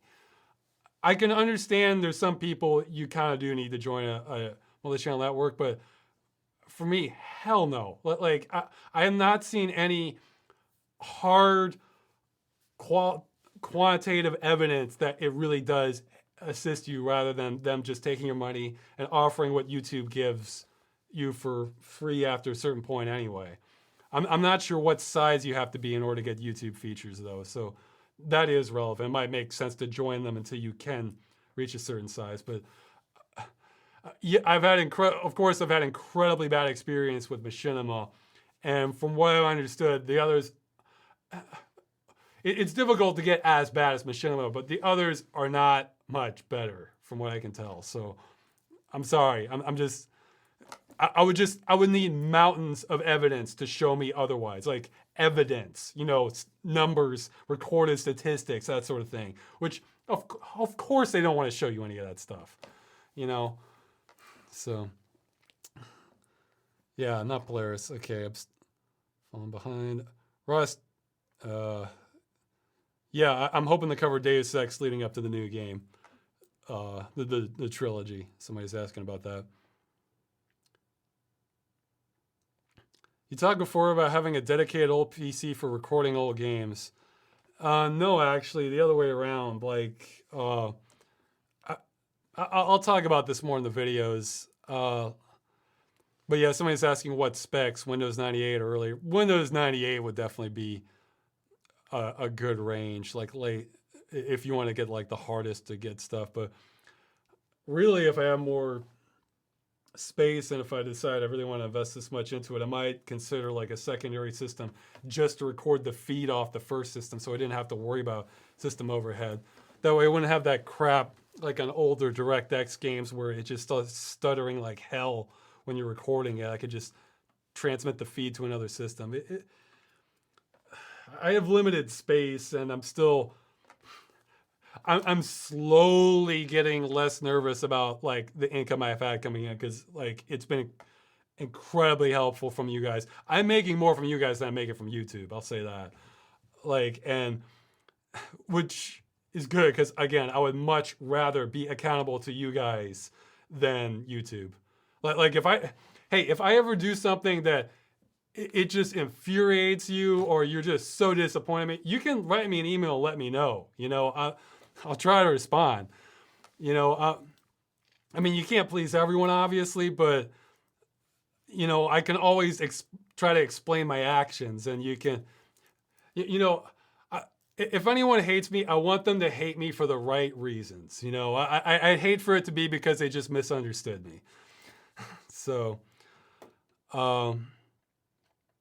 geez, I got I derailed myself. I tend to do that. But yeah, okay. The point I was getting at with the money is I'm still real hesitant about making like big purchases, because I was like sort of on the edge for a long time, and it sort of messed with my head a little bit. So I might slowly ease out of that. Virtual reality, get at some point, just because I've been wanting that for like 15 years almost. But for again something like an additional system, I might want to decide, well, is it worth buying the parts for and putting it together, and with the space and everything. But it's definitely something I'm considering. Yeah. Is there some way we can submit suggestions for games for you to play? You can email me, rosswscott@gmail.com. You might not get a reply, but I'll put that under the list. I have a big archive that of games people are recommending. Have you ever thought of making a Telltale style of games with your type of humor? Well, I mean, I certainly could, but that's a hell of a lot of work. I mean, I'm going to be making a machinima movie. That's enough as it is. To make a game on top of that, that's like an extra dimension of work. So it's not, I can get exhausted, guys. I mean, let's let me make the movie first and see where I am. Do you like Welcome to Night Vale? I'm not familiar with that. Sorry. Would you consider making smaller, simpler videos in order to make consistent content? Yes, I've. Would you allow? Let's see. Would you allow yourself to feel like you don't have to rush the traditional game dungeon? I'm working on stuff like that. It still hasn't come to fruition yet, but it's tricky because, I did Moon Gaming as an experiment, though that was more to satisfy the YouTube gods. That didn't go over so well. Or very divided, I think. And I kind of want to make sure I have something a little more, a little higher quality than that for future stuff. But I do have ideas. It's just a lot of the work, even for something simple, is getting it off the ground in the first place. To get the procedure down, and everything you need. Like or titles, music, your format, everything. Once you already have that, it can be easier to get other stuff out. So it goes like that. Ross, what do you think of Windows 10 and Microsoft's shady tactics around it? I'll probably mention some of that. It's making me want to wait. Because my biggest thing with the new operating system is game compatibility, and they tend to break that for some stuff. The spy stuff, I think it's kind of scary, but I'm pretty sure there'll be tools at some point to just rip it all out. I've heard of one. I forgot the name of it. I'm sure I could find it on a Google search. But I guess what scares me is that it's not. I still don't think this is a valid justification, but I am the sort of person where if they spy on everything I was doing, it's not that big a deal. But at the same time, that's a bad precedent to be setting, with your privacy. What scares me more is the automatic mandatory updating, or even with drivers, I think. Because, look, I had problems just before this podcast, and that was just with things staying kind of static. If an update occurred that just kind of wrecked the system, that's a nightmare scenario. That I just simply can't work with a situation like that. So I think it's scary places we're heading, but I will talk a little more about that in videos later. Do you think space exploration requires more investment and publicity in the real world? Would you live on Mars or the moon? First question, yes, but I think it's complicated, and that is going to be addressed in future videos. One of the Ross rants. It might take more than one. I don't know. Second, personally, hell no. Just the radiation exposure, and I think a lack of gravity actually kind of deteriorates your bones after a while. Space is terrifying, guys. Yeah, it looks great in movies and games. It's a lot of fun, but to actually go in space, no, it's terrifying. Even for Mars, my understanding is, if we were to send people there to colonize it, with our current technology, it would practically be a death sentence just from radiation exposure. So, for some people, it'd still be worth it, but geez, that's That's some heavy stuff there. Um, okay, let's see. Do you like fighting games? I never hear you mention them. Um, Fighting games, I feel like, are a lot better as a social thing. I mean, for me, and I've had long periods where I'm just isolated from human contact. Not really by choice, just by circumstance. And I mean, for me, the highlight of fighting games. Well, I mean, not the one of the high points was like at old arcades where you have like crowds gathered around, and or you could just watch the people playing, and it would just be really intense, like it's an event unfolding right there. You know, it would be like it would be like if there was like a street fight like around the corner where you are like, oh wow, they're going to fight, or you can fight somebody and you might be good at the game and you have an audience like us right there. So I don't know. I think that's the thing for fighting games with me. It's like it. I feel like those are a genre that really suffers by not having like the real world component with it, you know, of the other player in the room with you and like a crowd, you know. It adds so much more to it that you don't get from like just sitting at a computer or at home on your console in the living room or something. Well, you can get it on a console, I guess, but or console form factor. Let's see. Do you headbang a lot to metal? Uh, it's the song has to earn it. The song has to earn it. The song has to bring it out of me. That's what I'll say. So not a lot, no, but some can do it. What are some of the best graphics you've seen in a game? Well, I mean, come on, that's an easy one. Or you don't need me to answer that one. I mean, I've only seen from something like Crisis, Vanishing of Ethan Carter.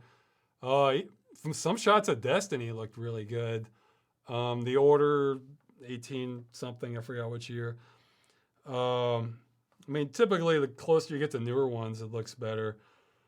Geez, there was I think, okay, I think the name of the game was Cradle or The Cradle. It's like an upcoming one, like pretty great. I mean, graphics wise, the theme wasn't quite my thing as much, but I mean, uh, well, oh yeah, the Star Wars Battlefront. That was. I mean, whatever you say about the game, boy, the shots of that look pretty impressive in terms of the. I mean, if we're just talking about graphics, you know, it's hard to say that's a bad looking game. Okay, so let's see. Ross, what do you feel is the best OS? Well, come on, it's a. I mean, Windows 7 has been pretty good for me so far. I mean, they do add better. Linux probably has a lot of great stuff to it, but you know, it's not just the OS; it's what you can run with it. So it's. I mean, I think in general they're getting better, though. Microsoft is doing a lot of questionable decisions. What's the story behind? Okay, I think these are gonna go on forever here, and let's see. Okay, let's say. Okay, I lost my place here. Sorry. Yeah, man, there's a ton of questions this time. Okay, let's say I'll go for the next 20 questions. I think are some of the better ones. How about that? And then I'll try and wrap this up. So sorry if you didn't quite get to it. Hey, if you didn't get to it, you can send an email, or when I post this video, it'll go up on the website at Accursed Farms. Check the forum, and in that thread, you can put your question there, or you can email the Accursed Farm stuff at Gmail and have it appear in the next one. Okay, so one person's asking what was the story behind the tunnel. It's interpretive, so I'm not going to count that. Given your preference for RTS games, have you played much of StarCraft? What's your race? I mostly just did the single player. I probably enjoyed Terran the most. Zerg can be. Protoss was my least favorite, so I'll say that. Okay. Okay, this is something I haven't seen. Uh, okay, I might skip some of the what do you think of this games because, that stuff will kind of come out eventually on Game Dungeon, especially if I can get this other thing going. So, okay, that's one question. Um, oh boy, have you considered voting on the upcoming presidential election? And if so, who do you like? Man, I'm almost hesitant to like talk about politics too much on this, just because I feel like it's gonna, because okay, here's what I'm gonna say. I think as an individual, whoever I vote for, it doesn't matter. I'm not going to change the course of history of that. Even if every single person watching this video votes for the same person I vote for, they're not going to change the course of history. It's too big. So, but the paradox is if everybody takes that approach, then it isn't too big. So, I don't know. I don't know if people. I will get into political stuff a little bit on future videos, but I don't want to get into it too much just because I can't change it, So, but yeah, I guess that's the thing. I don't like focusing on like, oh, you should definitely vote for this person so much as kind of raising awareness of issues that aren't being brought up by a lot of candidates, or the media. Like, look, guys, people talk about liberal media or conservative media. I think we have corporate media, all right? They will say whatever they want to get people upset on either side. But if you question stuff that, like, actually calls into question, like, how they earn their money or actual news reporting, actual journalism, because there used to be a firewall between the news reporting and like the corporation that funded it, like the news station, where they were separate from like the advertising revenue. Now that is really not the case, and it's warped our entire news. So, I think kind of trying to get people aware of issues that like maybe aren't getting as much attention as they should. Yeah, okay.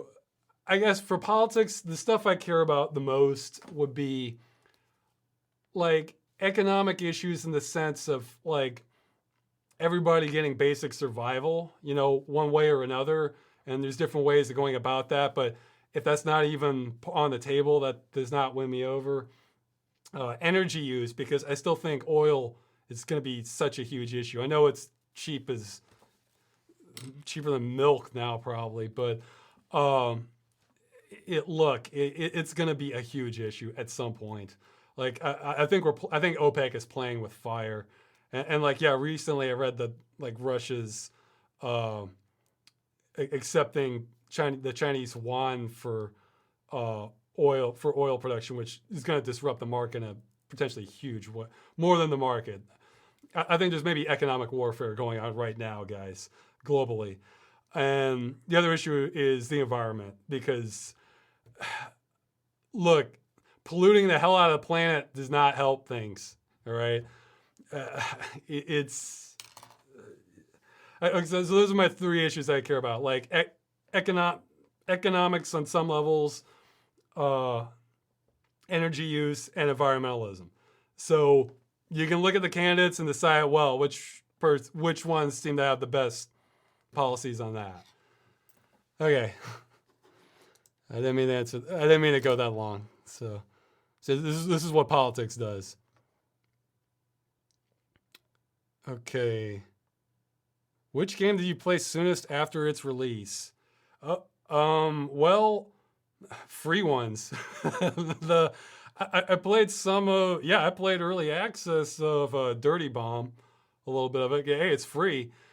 It's sort of like I think it's the third question here. It's sort of like free to play Brink was my impression of it.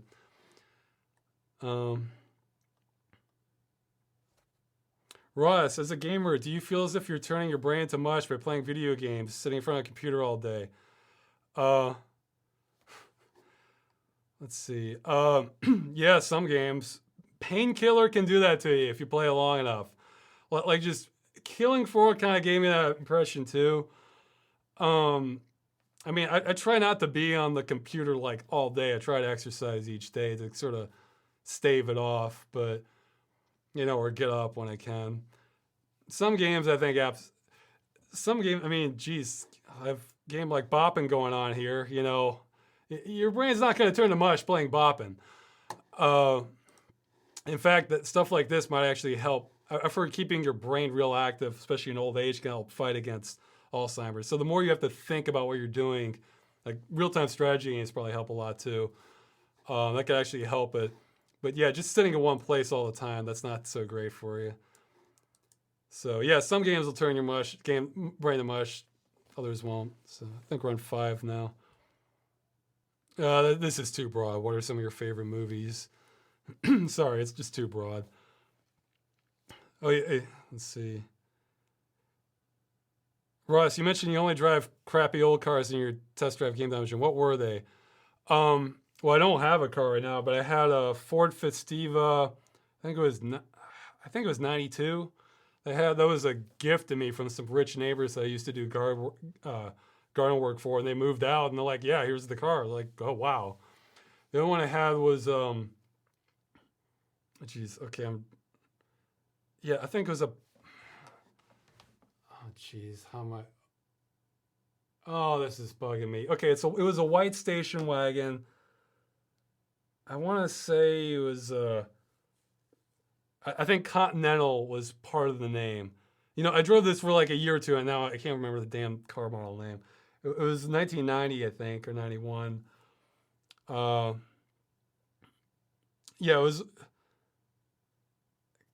I think it might have been a Chrysler. Jeez. Okay. Well, hey, this is the fun of live chat. I draw complete blanks and can't figure out what the hell car I was driving. Sorry, I can't believe I forgot it. It was a white, like long station wagon. Definitely looked very late '80s, early '90s. The Ford Festiva actually had fantastic handling. It's like a go-kart almost. Okay.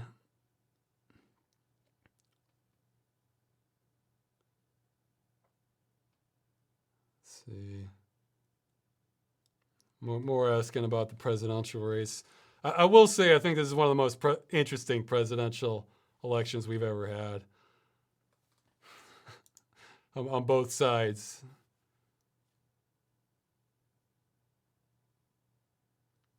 Do you have any ambition to write a book or graphic novel?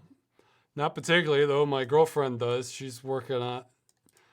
She's hoping to publish a book at some point, but she has lots of writers' difficulties, I'll say.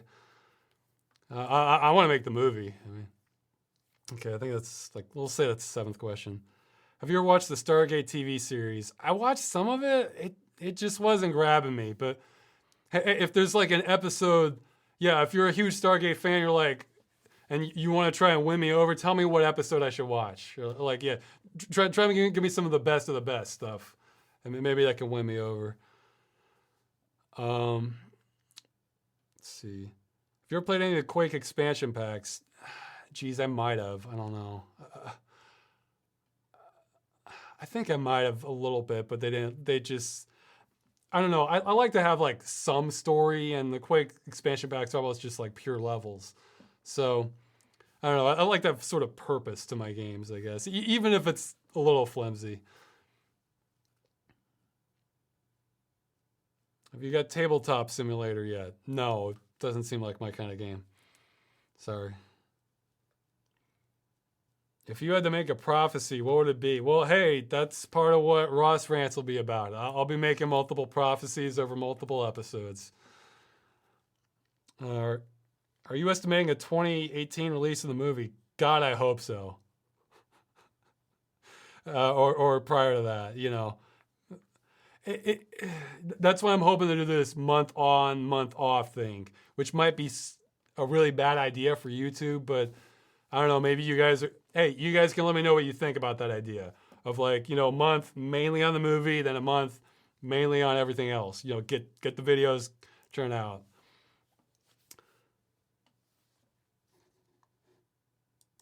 Are you going to do any driving games in the not too distant future? Yeah, probably at some point. Uh, I haven't been playing many driving games lately because they're perfect candidates for virtual reality. But maybe some, especially the older ones, I could probably get around to those. But the games I want to get to next are, well, okay. Well, there's the alternate reality game. No, it's not an alternate reality game. Oh yeah, speaking of which, let me clear something up quick. I was making a joke sort of at the end of the last Boppin' episode. The next episode is not made by a transsexual, to the best of my knowledge. So that was the joke about Boppin'. Yeah, apparently that was a real controversial figure that I didn't realize. I only found out about that by going to her site to download Boppin'. I was like, because they had this big thing of transsexuals. I was like, oh wow, okay, I wasn't expecting that. So I just sort of threw that in as sort of a factoid to sort of catch people off guard. There wasn't anything deeper to it than that, really. So, but yeah, so I have not given hints about the next game aside from you can maybe figure it out if you're an alternate reality game master. But after that, there's a game that sort of ties into something else I'm going to be talking about. Then I kind of figure it out as I go, but I kind of want to get to some of the more interesting ones. I hope to cover one of the weirdest games I've ever played this year. And it's an experience, I'll say that. I don't know exactly when, but definitely hope to get to it this year. It's one of the landmark episodes. Like I feel like Bip Bop was a landmark episode, Battle Forge, because there's an extra layer of it. In some ways, maybe Helios, because it's made by aliens, but okay.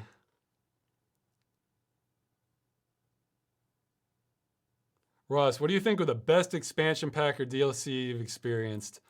DLC, I haven't played as much of, but probably one of the. Okay, I didn't really get into the gameplay from what I saw of it. I think one of the best design ones was the Far Cry 3 Blood Dragon because they were trying to make their own thing for DLC.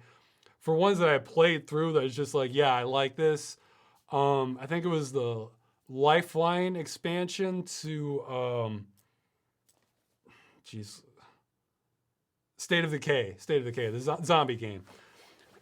Yeah, because that almost was an expansion. It was a brand new map, new things to do, sort of its own new storyline. That if DLC was like that, man, I would not have much of a problem with it. Yeah, so yeah, I enjoyed the Lifeline expansion to that. I think there was one before that was like really weak, from what I understood. Okay. Man, this is not like the other times. The questions just keep coming this time. Okay. Ross, if you could, would you clone yourself with the clone having a chance of becoming evil? Well, if it's a clone of me, I mean, I'm assuming we're talking about like with my memories and personality, everything from now, then it wouldn't be evil. It's me, I trust myself. But yeah, I think I'd go for it because I mean, it would enter some weird territory, but I think I could cooperate really well with myself, and we could get a whole lot done. We could get just a lot more. Hey, I would be working on the movie full time then, as long as as long as we could cover the bills and everything. We'd be going Game Dungeon full time and the movie full time. It would be great, and maybe some other stuff on the side. So yeah, it would be. I would love it. But if it's just like a real life biological clone, no, like that because that would be freaky and it'd be a different person. I mean, they'll be like an identical twin, except with completely different experiences. But I'm assuming we're talking like the molecular, atom for atom clone, that kind.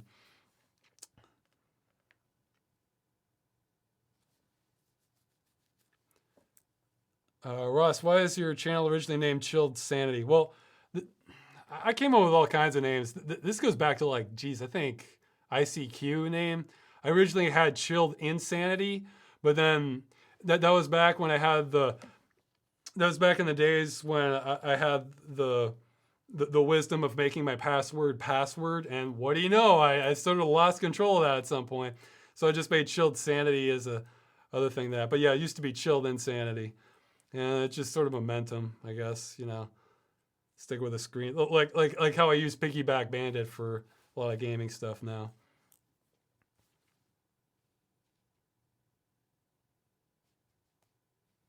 So someone's okay. Asking about individual games. Okay, guys, if you ask about an individual game, especially this, it probably means I'm either going to cover it later so they get the full story. I haven't played it, or I don't have a strong opinion on it. So probably I could always miss one, but that's probably what it means. So,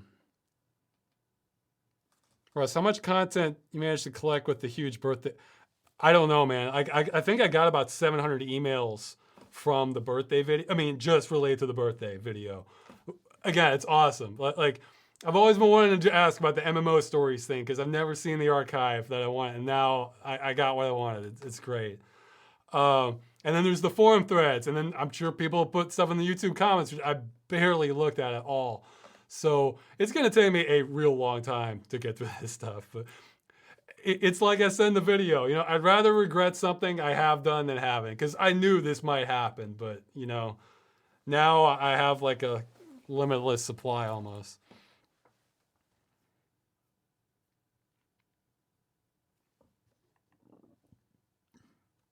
Ross, what are some of the best video game villains you've seen? Thinking of doing a list video of that sometime? Well, if you, he's sort of a very complicated villain, if you want to call him. Kane is probably one of my favorites, but well, okay, yeah, Kane from the Legacy of Kane. I guess there is also the Kane from Command and Conquer, but it's also good. Let's see, what are ones that just really liked? Jeez. Well, you know what? Until the very end of Half-Life 2, which I thought they kind of made a little cartoony, I thought Breen was a good villain because he's not a typical villain. He is more complicated, like a politically correct villain or something. It was, I don't know, man. I'm just drawing a blank here. But that's just why I should probably wrap this up before too long. But I'm trying to think of ones that just really stood out to me. Well, okay, yeah, okay, this is a bit of a cop-out, but okay, this is a collective villain, the Strogg. Because the Strogg are almost like if you combine the Borg with the ancient Spartans. I mean, it's just, they are scary villains, you know? And for that matter, the Zerg, until Kerrigan takes over, then it starts going downhill for StarCraft. But yeah, because they're real alien and kind of eerie like that. You know, I like, that's what I want out. Because there's different kinds of villains. There's the villains that are evil and they love every minute of it. And I love those kinds of villains. There's the really creepy villains. I like that. And there's ones that are just like, they're a villain, but their motives are really complicated, and you can sort of see how they came into that position or understand it. That can be kind of neat too. I don't know. Well, again, I'm just drawing a blank here. Oh yeah, as for a list, that's I'm always hesitant to do like, okay, this is a list of all the best ones, because I feel like there's always some game I'm missing, you know? Like, there could be something really good out there that, like, maybe I really should have played this game in order to be qualified to talk about this. So, I mean, that doesn't stop game journalists. But, you know, I don't know. Because somebody might be like, Ross, how can you not talk about this person? And I find out about that, like, oh, yeah, you're right. I really should have had this on the list because this game is really amazing, and I didn't even know about it. So I feel like I'm not really qualified to make a lot of the top stuff list. But for some, I mean, that's why for most anticipated games, I can make that, because these are the games I think are the best. But if you're talking about ones that, like, these are the best, well, I could be missing too many. So I have to be pretty confident that I know what I'm talking about to make a list like that. Okay. Do you like any stealth games? I'll talk about that when I cover Deus Ex. It's sort of complicated. What do you think about the new Doom being released? I mean, it's probably an enjoyable experience enough, but there's a lot of like bad signs, sort of, like like they're not making it moddable for an id game. And it's like, man, they were like the gold standard for that. Also, the art direction, it's like they're making it like slightly cartoonish. If you compare that between that and Doom 3, I think you might see what I mean, or maybe an animator or modeler can see what I'm talking about. Like it's just like little things like that. Um, and then yeah, the cover is pretty uninspired, especially when you can. Although Doom 3's wasn't much better, but when you consider what a classic cover the original Doom is, and even Doom 2 is still pretty good, you know, I'm sure it'll be an enjoyable game. Just might not hit like the all-time classic, fantastic, great award. Yeah, the melee focus is kind of with the melee animations. That's the sort of thing that strikes me as looks cool, but isn't like maybe the best thing necessarily for gameplay. But it's different styles. I'm sure it's worth. Yeah, maybe not at $60, especially totally not for me. But I'm sure it's worth playing at some point. You know, a couple of years, like yeah, this like $4. Yeah, I'll try it out. So, um, Ross, if you were to choose, would you rather play a game with a great story and crappy gameplay, or a game with crappy story and great gameplay? Um, I would say, well, okay, yeah, the second one, because for me it's kind of three things. Because atmosphere is a big deal for me too. There's plenty of games I enjoy that have like the story's like non-existent almost, or is non-existent. That the gameplay is fun, I enjoy. Whereas I have played ones. I'm forgetting which. Again, live chat. I forget things all the time. Um, where the story, like this is really cool, but the gameplay, no, I just couldn't do it. Like I just could not do it because it's unplayable. The moral of the story is if the moral of the story is crappy gameplay, great story, watch a let's play. Let somebody else take the bullet for you, you know. And crappy story, great gameplay. Hey, it could still be a great game. Not all games need to have a great story, you know.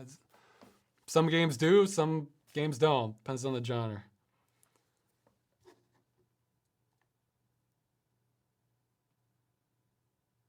Will you ever divulge ideological standpoints? Yeah, on some things. I mean, you know how I feel about old games. Hey, I told you about stuff I care about with politics. I mean, you know, I guess what is if I piss people, if I piss people off, I want it to be for something like, yeah, I believe in this 100%, and like you're kind of destroying humanity. You know, if you're really against this. And there's not a lot of topics like that. And some people can be like really emotional about certain topics that, you know, I just, it's just sort of the way I incline, the way I lean on something. And it's not that big a deal if you don't agree with me at all.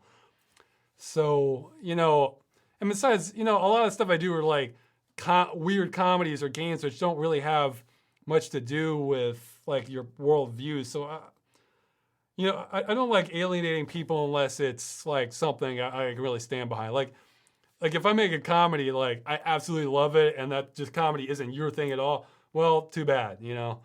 I'm not afraid to alienate people if I feel like the video or whatever is totally worth it. But if it's not, then why bother, you know? Okay, will you do a video? Yeah, yeah, I'll probably cover Unreal at some point. Somebody's asking about that.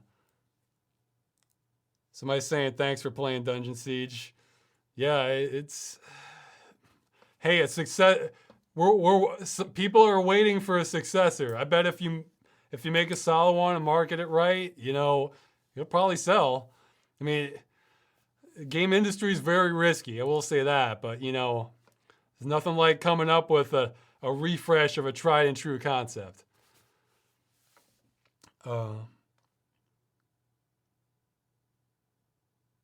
Okay, this has been asked in the other one. A lot of people have mentioned LSD Simulator. It's probably very weird. I really have no desire to take LSD, so I'm not sure it's. I'm not even that curious. I'll talk about that more eventually in Game Dungeon, especially once we start getting to some of the. There's some really weird Commodore 64 games, guys. So I feel like I've kind of been to some of these places already, just from games.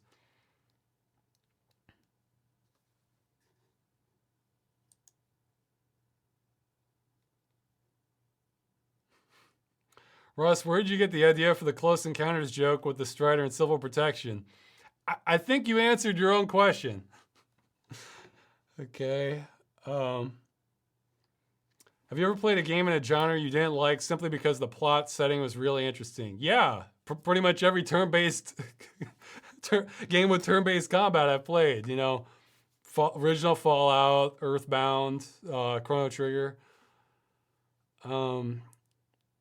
I've tried to play some of the Space Sim ones, but man, some of those games get pretty hardcore. I'll say that.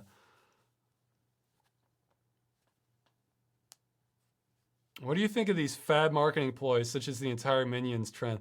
I don't really see the Minions thing as a fad so much as like global domination of all media.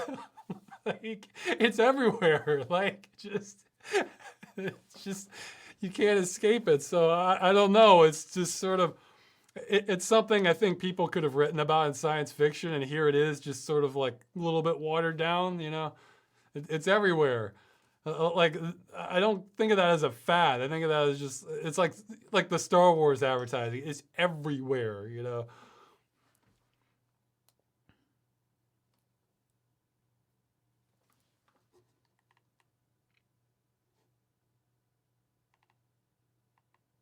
Ross, what do you think of the Hitman games? I only tried to play the first one, and I should probably try to play some of the others. It looked a little unforgiving.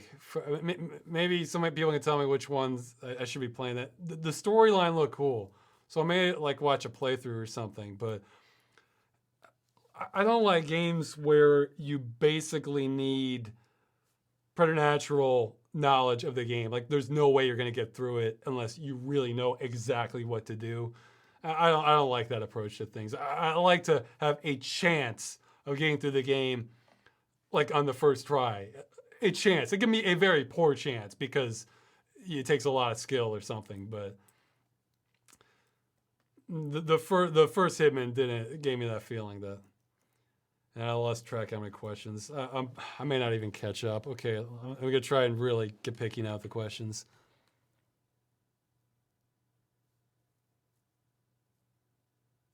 Ross, there's been a lot of shady stuff going on with YouTube abusing channels way more than usual and whatnot. What are your thoughts? Are you worried? I think it's, yeah, I think it's really scary. I mean, look, my, I might have had to have stopped. But like this, I don't think I would stop making videos permanently, but I might have to stop making videos like regularly if it wasn't for donations at this point. Because, like, I forget if I'm allowed to say how much I make per month or if it's only per year, so I won't tell you. But it was low. It was real low for the the projected one for January. I mean, I am particularly lucky I haven't gotten hit with the copyright stuff lately, or the real heavy stuff. Like, I mean, I've gotten hit with stuff in the past that was just bogus, and I went through the process and it got cleared. But the stuff I'm hearing, it sounds awful. I wish there was an alternative to YouTube that was safer. Um, I do have some security from you guys, so even if like my whole channel just got taken down, I can maybe get it back up somewhere else. But it's, YouTube has a presence. It would probably dwindle slowly. So it's scary, but you guys have taken a lot of the fear out of it for me, but that doesn't mean it's not a really big problem. I mean, yeah, Channel Awesome was down for 3 weeks. No monetization for them. I mean, and they've been around, geez, like I want to say like over a decade or something. Like that's, I mean, maybe not on YouTube, but yeah, they have 350,000 subscribers. I mean, good God, if that can happen to them, it's happened to anyone. I mean, just, okay, goodbye, here's your channel because of some algorithm or something. I'll tell you this, it's another reason it sort of pays off for me to just cover these games people aren't that familiar with sometimes because nobody has the copyright on that. Company may not even exist or so yeah, it's scary. I hope people find a solution. This is why monopolies are not such a great thing. I mean, yes, yeah, because YouTube's a de facto monopoly. I mean, if you want streaming video, they have like a clear majority of it. I want to say it's like 75% or something like that. But I could be wrong. But this is what happens when you have monopolies, and it could get a lot worse. So, okay, so that was a good question.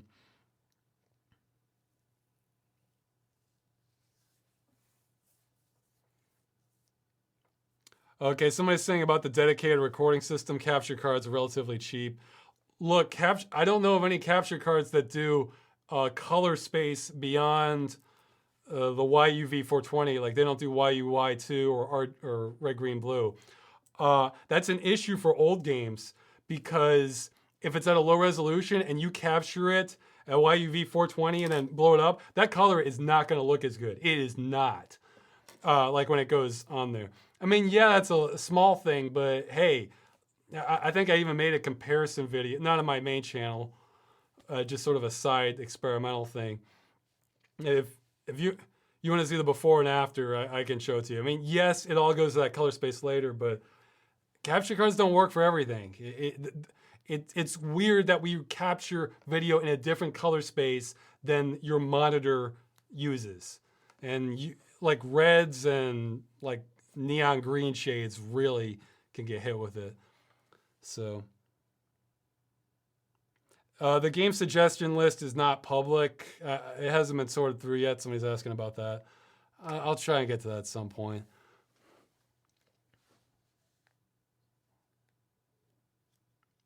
Have you played much of Brutal Doom? Do you like the gameplay editions? I think it's one of the best things ever to happen to Doom, but I'm still not crazy about the maze like designs of Doom. Ross, what do you think about VR? I think it's going to be one of the biggest things ever to happen to gaming. I mean, maybe not across the wide spectrum, but I've been coveting VR for some time now.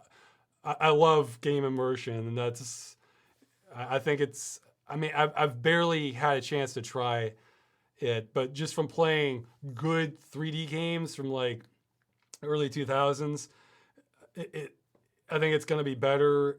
It won't work for every game. And it may not even catch on with the mainstream, but it's going to have like a devoted following. You can watch my Ross Rants 3D video if you want to hear a little more about that.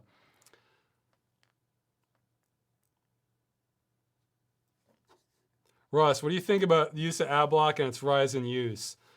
How does it affect you, and do you think there's a way of solving the issues around it? Yeah, it's probably affecting me. I don't know. I can't blame people for using it. I mean, good God, look at what the ad industry's done. I mean, that's what that donation video, the Begathon video was about. I mean, this was sort of my attempt to just see if I could like survive the way things were headed, and I'm really thankful. It looks like I can. I mean, so I've gotten lucky that the fan base of you guys watching this are so awesome, but I mean, it's scary still. I mean, yeah, it's sort of my fault for getting into this sort of occupation in the first place, but man, it beats so many other jobs I've had. So I don't know if there's an easy solution. I know Google's trying to be heavy-handed about it, but asking advertisers to be reasonable with ads is probably just about as impossible as asking people not to use ad block. So it's a war, and I think the people using ad block are going to win. The people whoever's left is just people who can figure out their own solutions. Either they're so big it doesn't matter, they get the sponsorships or something, or people who can afford to just do this on the side, or the niche I'm in where I can get fan support. So, yeah, I don't know.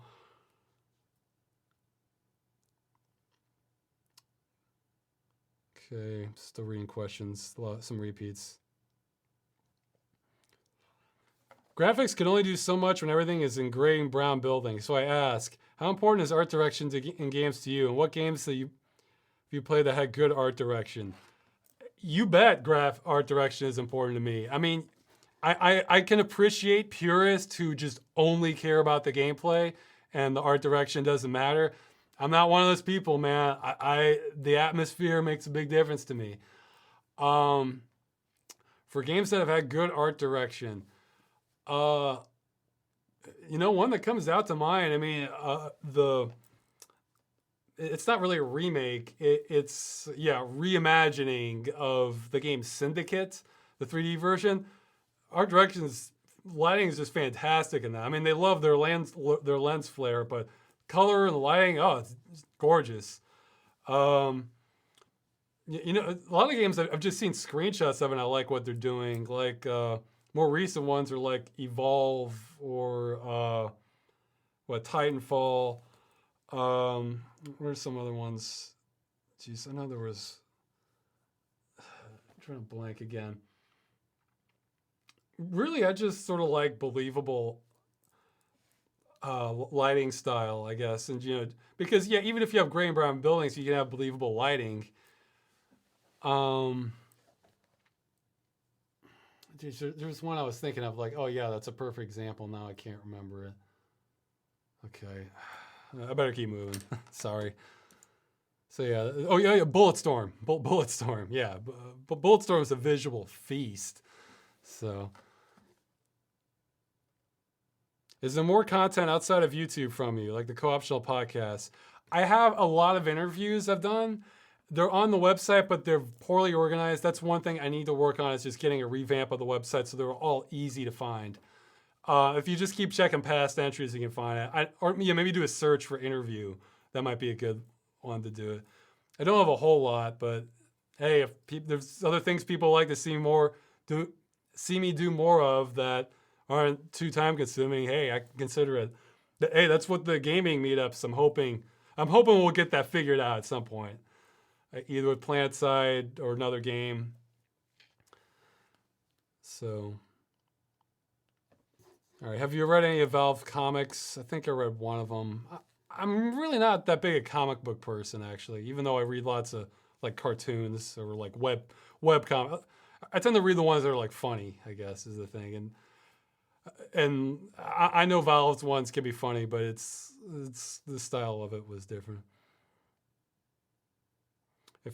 If you're involved in the making of Half-Life 3, what would you add to the game? I don't think you should ask me. I think you should ask like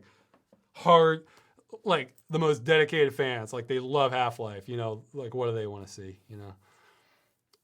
Because I don't know where they're going with it.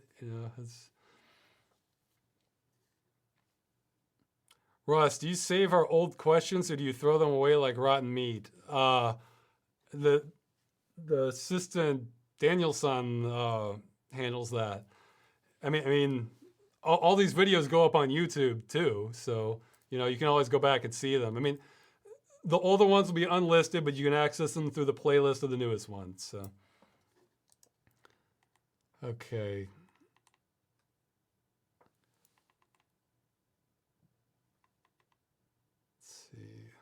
What's your opinion on BuzzFeed? I never really use it, and from what I see, it seems pretty simple, so.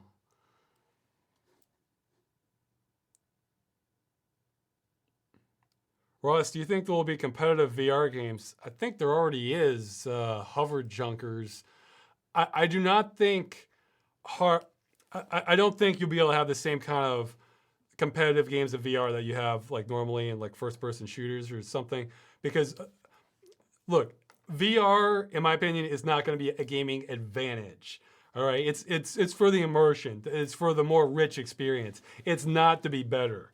Okay, like I mean, game performance, because you can twitch around like with a first-person shooter in a way that would just make you vomit in virtual reality.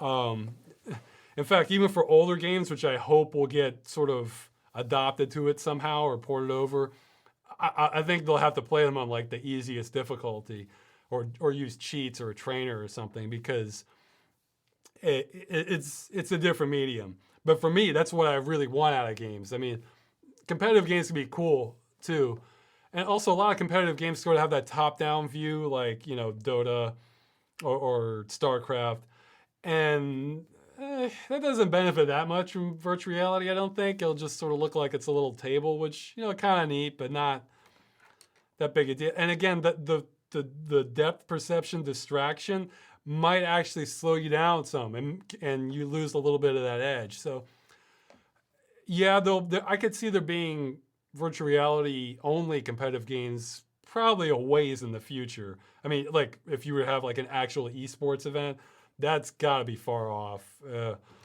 if at all. But just a competitive game, yeah, there already are some. Okay, should keep moving. Yeah, this is one of the longest ones so far. People had so many questions this time. When can we expect another follow-up episode? I'll try and get to it. Maybe I should get to that after the next couple ones. Yeah, for Game Dungeon. Ross, what do you think is the worst video game fan base? You tell me, man. I was watching this one where this guy is just like this reviewer, and he's saying like he talks about whether the game's worth buying, worth a try or not. I think that might have been the name. Is this? And he was saying how like he just gets really hateful stuff from some of the fans. And he's just giving his opinion on like new games. I think some people will just be zealots about a game, and because somebody has a different opinion on it, they want to massacre them. I'm sure some people probably feel that way about me about at least a couple of the games I've covered. I guess that's the advantage of covering games not many people have heard of. Like, whoa, well, I guess I don't have an opinion because I've never played this. I don't know. I mean, some people take games too seriously, or like because somebody has a differing opinion. Although I guess if you present it in a way that just is practically an insult if you don't like it, I could see where that would stir people up. But I don't know as the worst fan base. I'm probably not familiar with them. So, okay, another clone question again. If you did get a biological clone, would you try to raise him like just like you and make him your heir? No, I don't want any involvement in that. No, I'd rather just, if I had to give it to someone that I guess cares about it as much or has a similar style or something.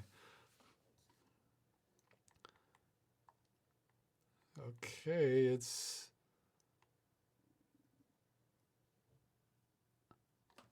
getting close to the end here. Ross, what about getting a Twitter account so we send you some stuff that are not important to see in an email, but still would want you to see? Man, I don't know. I mean, I do. It's just another time sink, man. I have trouble keeping up with the forums and the emails, and even some of the. I mean, I barely am able to keep track of the YouTube stuff. That's a little lower priority. It's just another time demand. I mean, I gotta cut it off somewhere. I mean, hey, if you for maybe then for the next chat, maybe you guys can think, or maybe in the comments for YouTube, maybe you guys can think of an example or come up with a scenario for me where I can be like, oh yeah, I'm so glad I had a Twitter account. All right. Come up with a scenario for me that makes me so happy I had a Twitter account. Like, I don't know what that would be. Maybe you can tell me. All right.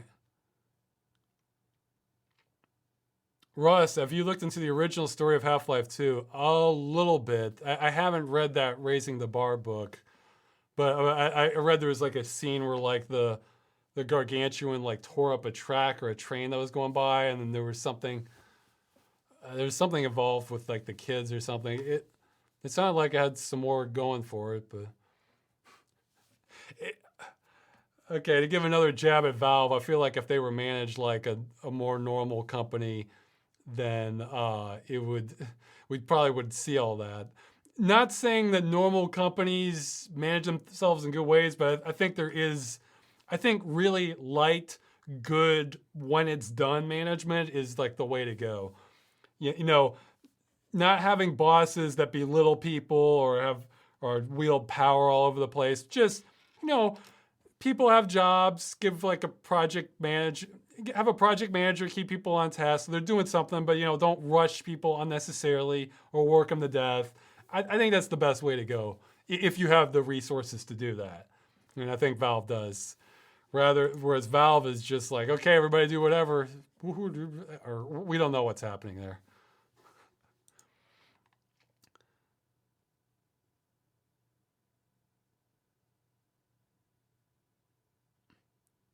Okay, somebody's still trying to. If I didn't have to worry about any of the dangers of Mars or the Moon, would I still do it? I'd still miss Forest, man. I don't know. I would visit it under those scenarios, I guess. Okay. Okay. I'm seeing one here. Then I'll answer two more after that. If anybody has them, then that's it. We're done. I should have done this earlier, but.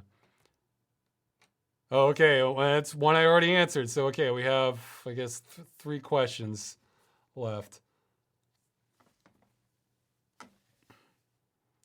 And, okay, well, I was only looking at the ones with that, like, three equal signs. That made it a lot easier for me to get through this time.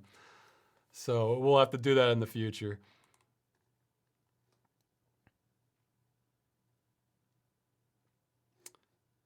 Okay. Yeah, now I'm sort of waiting for the Twitch. Yeah, there's a delay from Twitch because I could shorten that delay, but then you might get more stuttering with the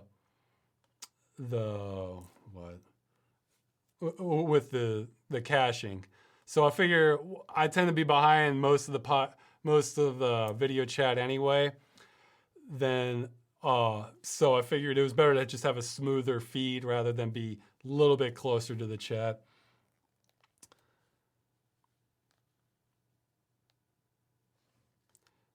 Yeah, somebody's amazed I'm still alive. Okay, I don't know. I think I should wrap this up, guys. So I'll give you like another minute to get like a good question in. If I don't see any that feel like I should follow up too much, then I should. Somebody's saying I skipped them because they only did one equal sign. I'm looking for that, but yeah, I'll taking that little more than we got to cut off. This one went on real long. It had a big turnout this time. So.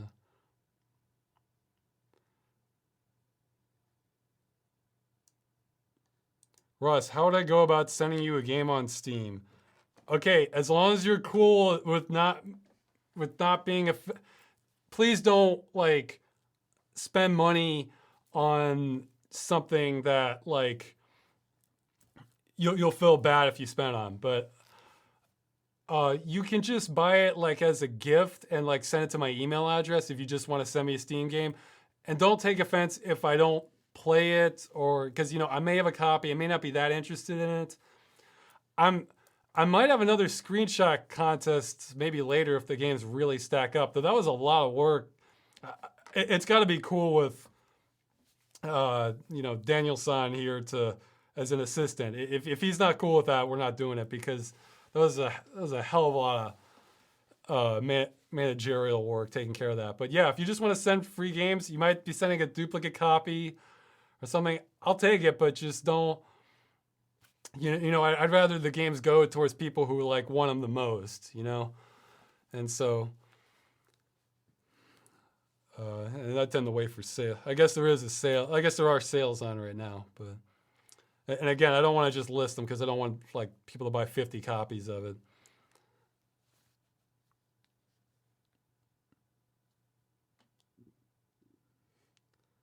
Okay.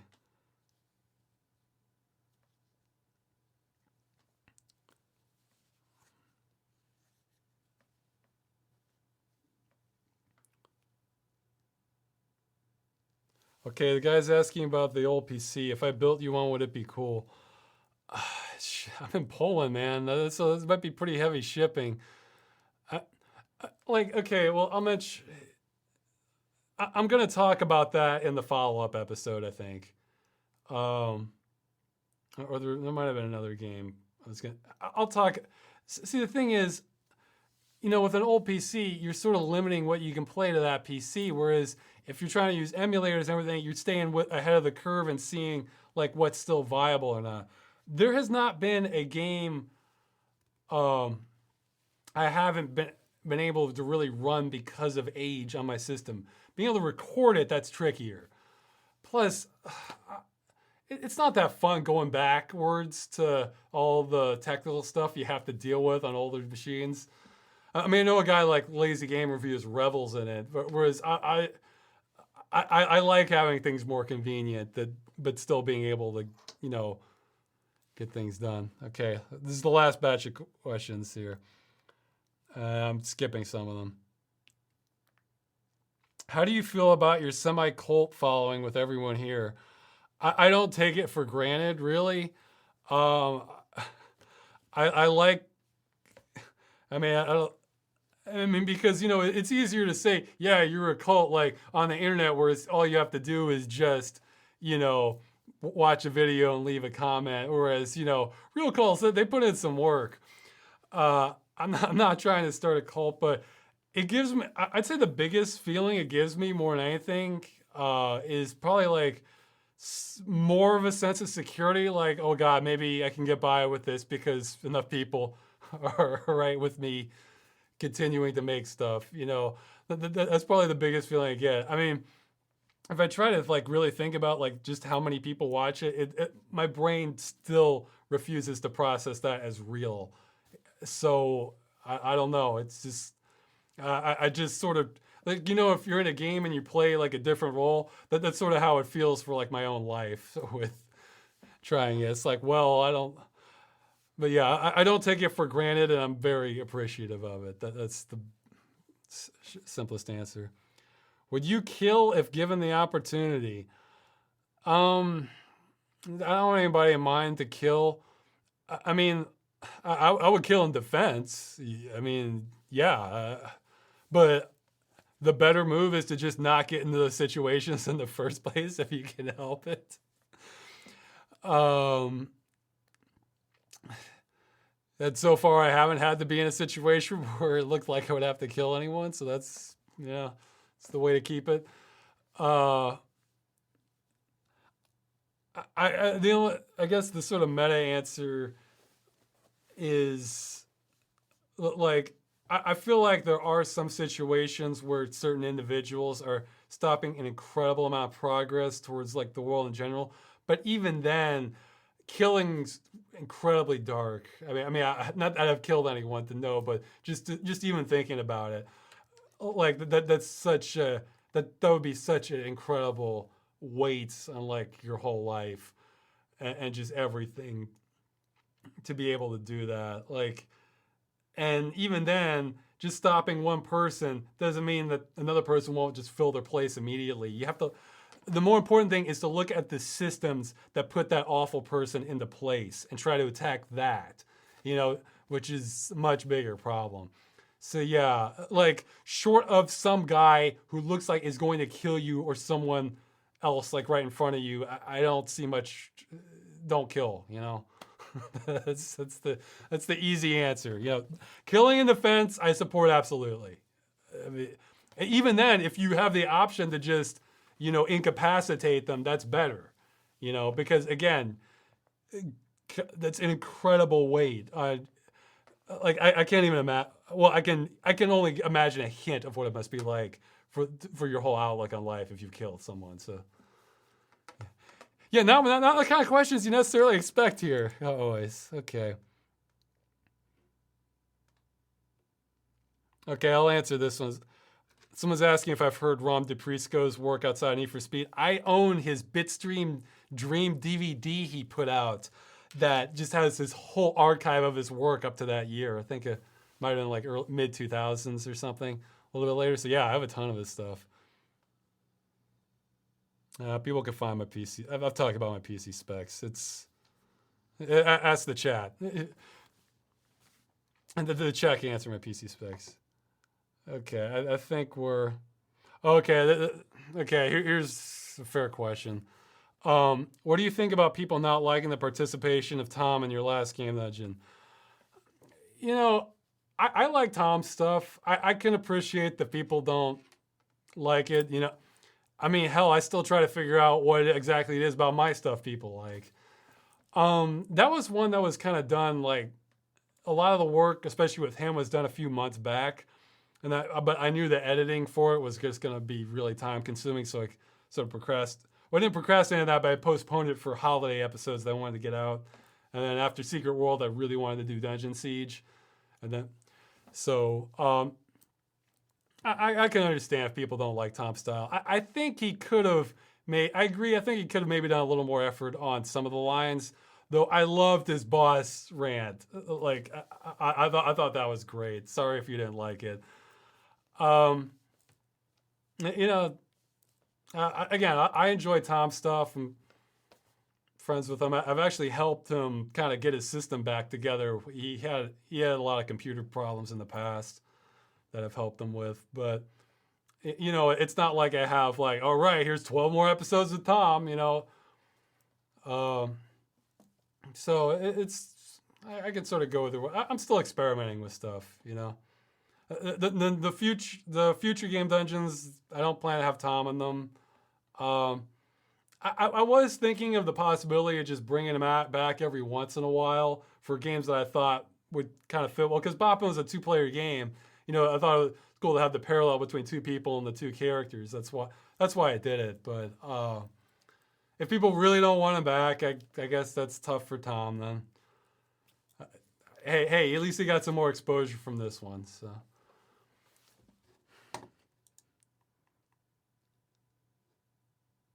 Okay.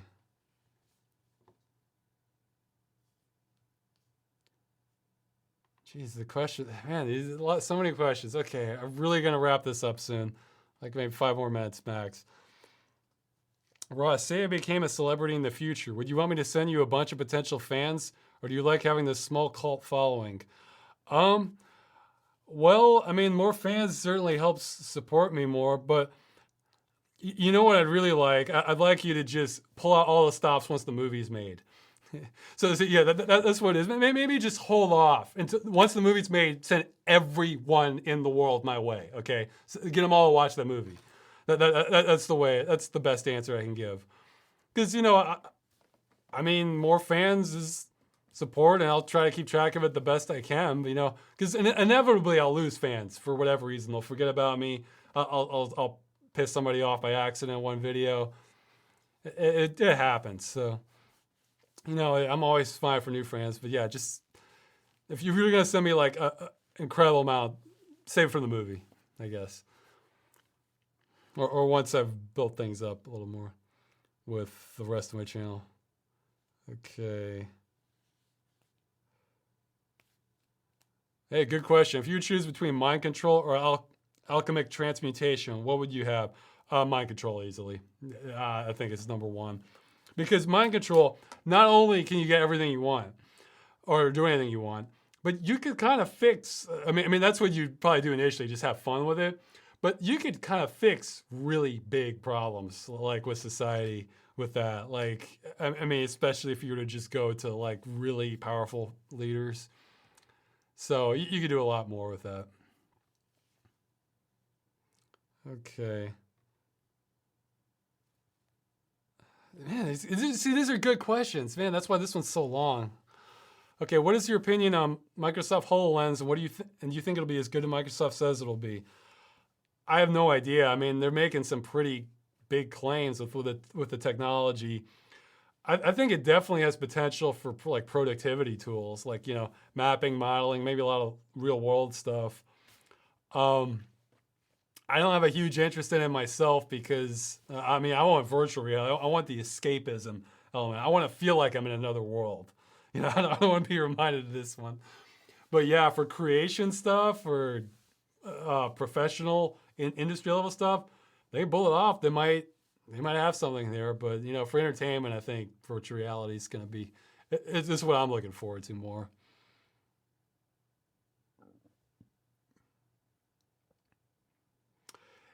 Okay, good question. If you would learn so that some of your fans had killed someone and used their flesh to make a shrine of you, what would you think?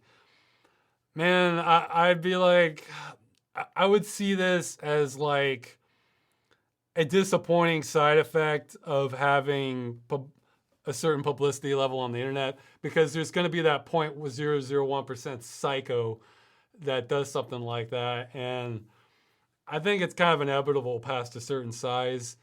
Yeah, don't go killing people for me, guys. I think that's the easiest solution. You know, try and stop this before it happens. So I'll make that real clear. I don't want you to kill anyone for me. So.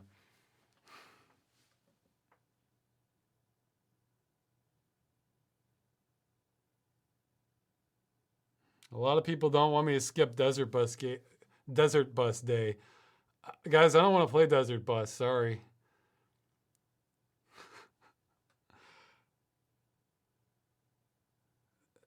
Okay, last question. I'm cutting it off here, guys. Have you ever had borderline paranormal experiences or experiences you can't fully explain? I would say almost completely no. The only thing, I have had multiple experiences where when I'm really sleepy, I've been able to guess things on a level that definitely defies what should be statistically probable. Like I remember I showed up for a class in like this is in high school, and like a psychology class, and our teacher decided to use like those ESP cards on us, you know, like, okay, pulling up a circle, square, triangle. And she did that for 20 of them. And then we looked at my results, and I think I got like, I want to say 8 or 10 of them right. And like out of 20. And the thing is, it would be like wrong, or like, you know, maybe right, wrong. You know, just stuff that'd be like statistical noise. And then be like right. Okay, now wrong, right, wrong, right. Okay, wrong. It's like, it looked like it happened more than it should have. And then I had another experience like that where I got, yeah, it's only when I'm like incredibly tired. Or I remember I was just staying up late doing homework, and I was like predicting, like there was like a CD on random play that I was listening to, and I was just guessing, okay, what track's gonna come next? And I got like I got the correct tracks next, like 3 or 4 times in a row. So this isn't exactly ESP stuff, but it's enough that kind of made me like, like, I don't know. Probably is just statistical luck, but other than that, no, I've never had any sort of paranormal thing at all. Like you can take, in fact, I've gone to places where people are like, oh, it's haunted. Oh, everybody went here, got really freaked out. No, I'm immune to that stuff, guys. You can take me to the most haunted house in the world. It's not gonna have like any impact on me. Like, or else I'm a null. It like all stops around me. So, okay, that was the last question. Long one this time. Jeez, I didn't think it'd be nearly this long. It's like the longest one. So, oh, figure stuff. Yeah, more videos coming. Okay, I'm gonna stop this now. Okay.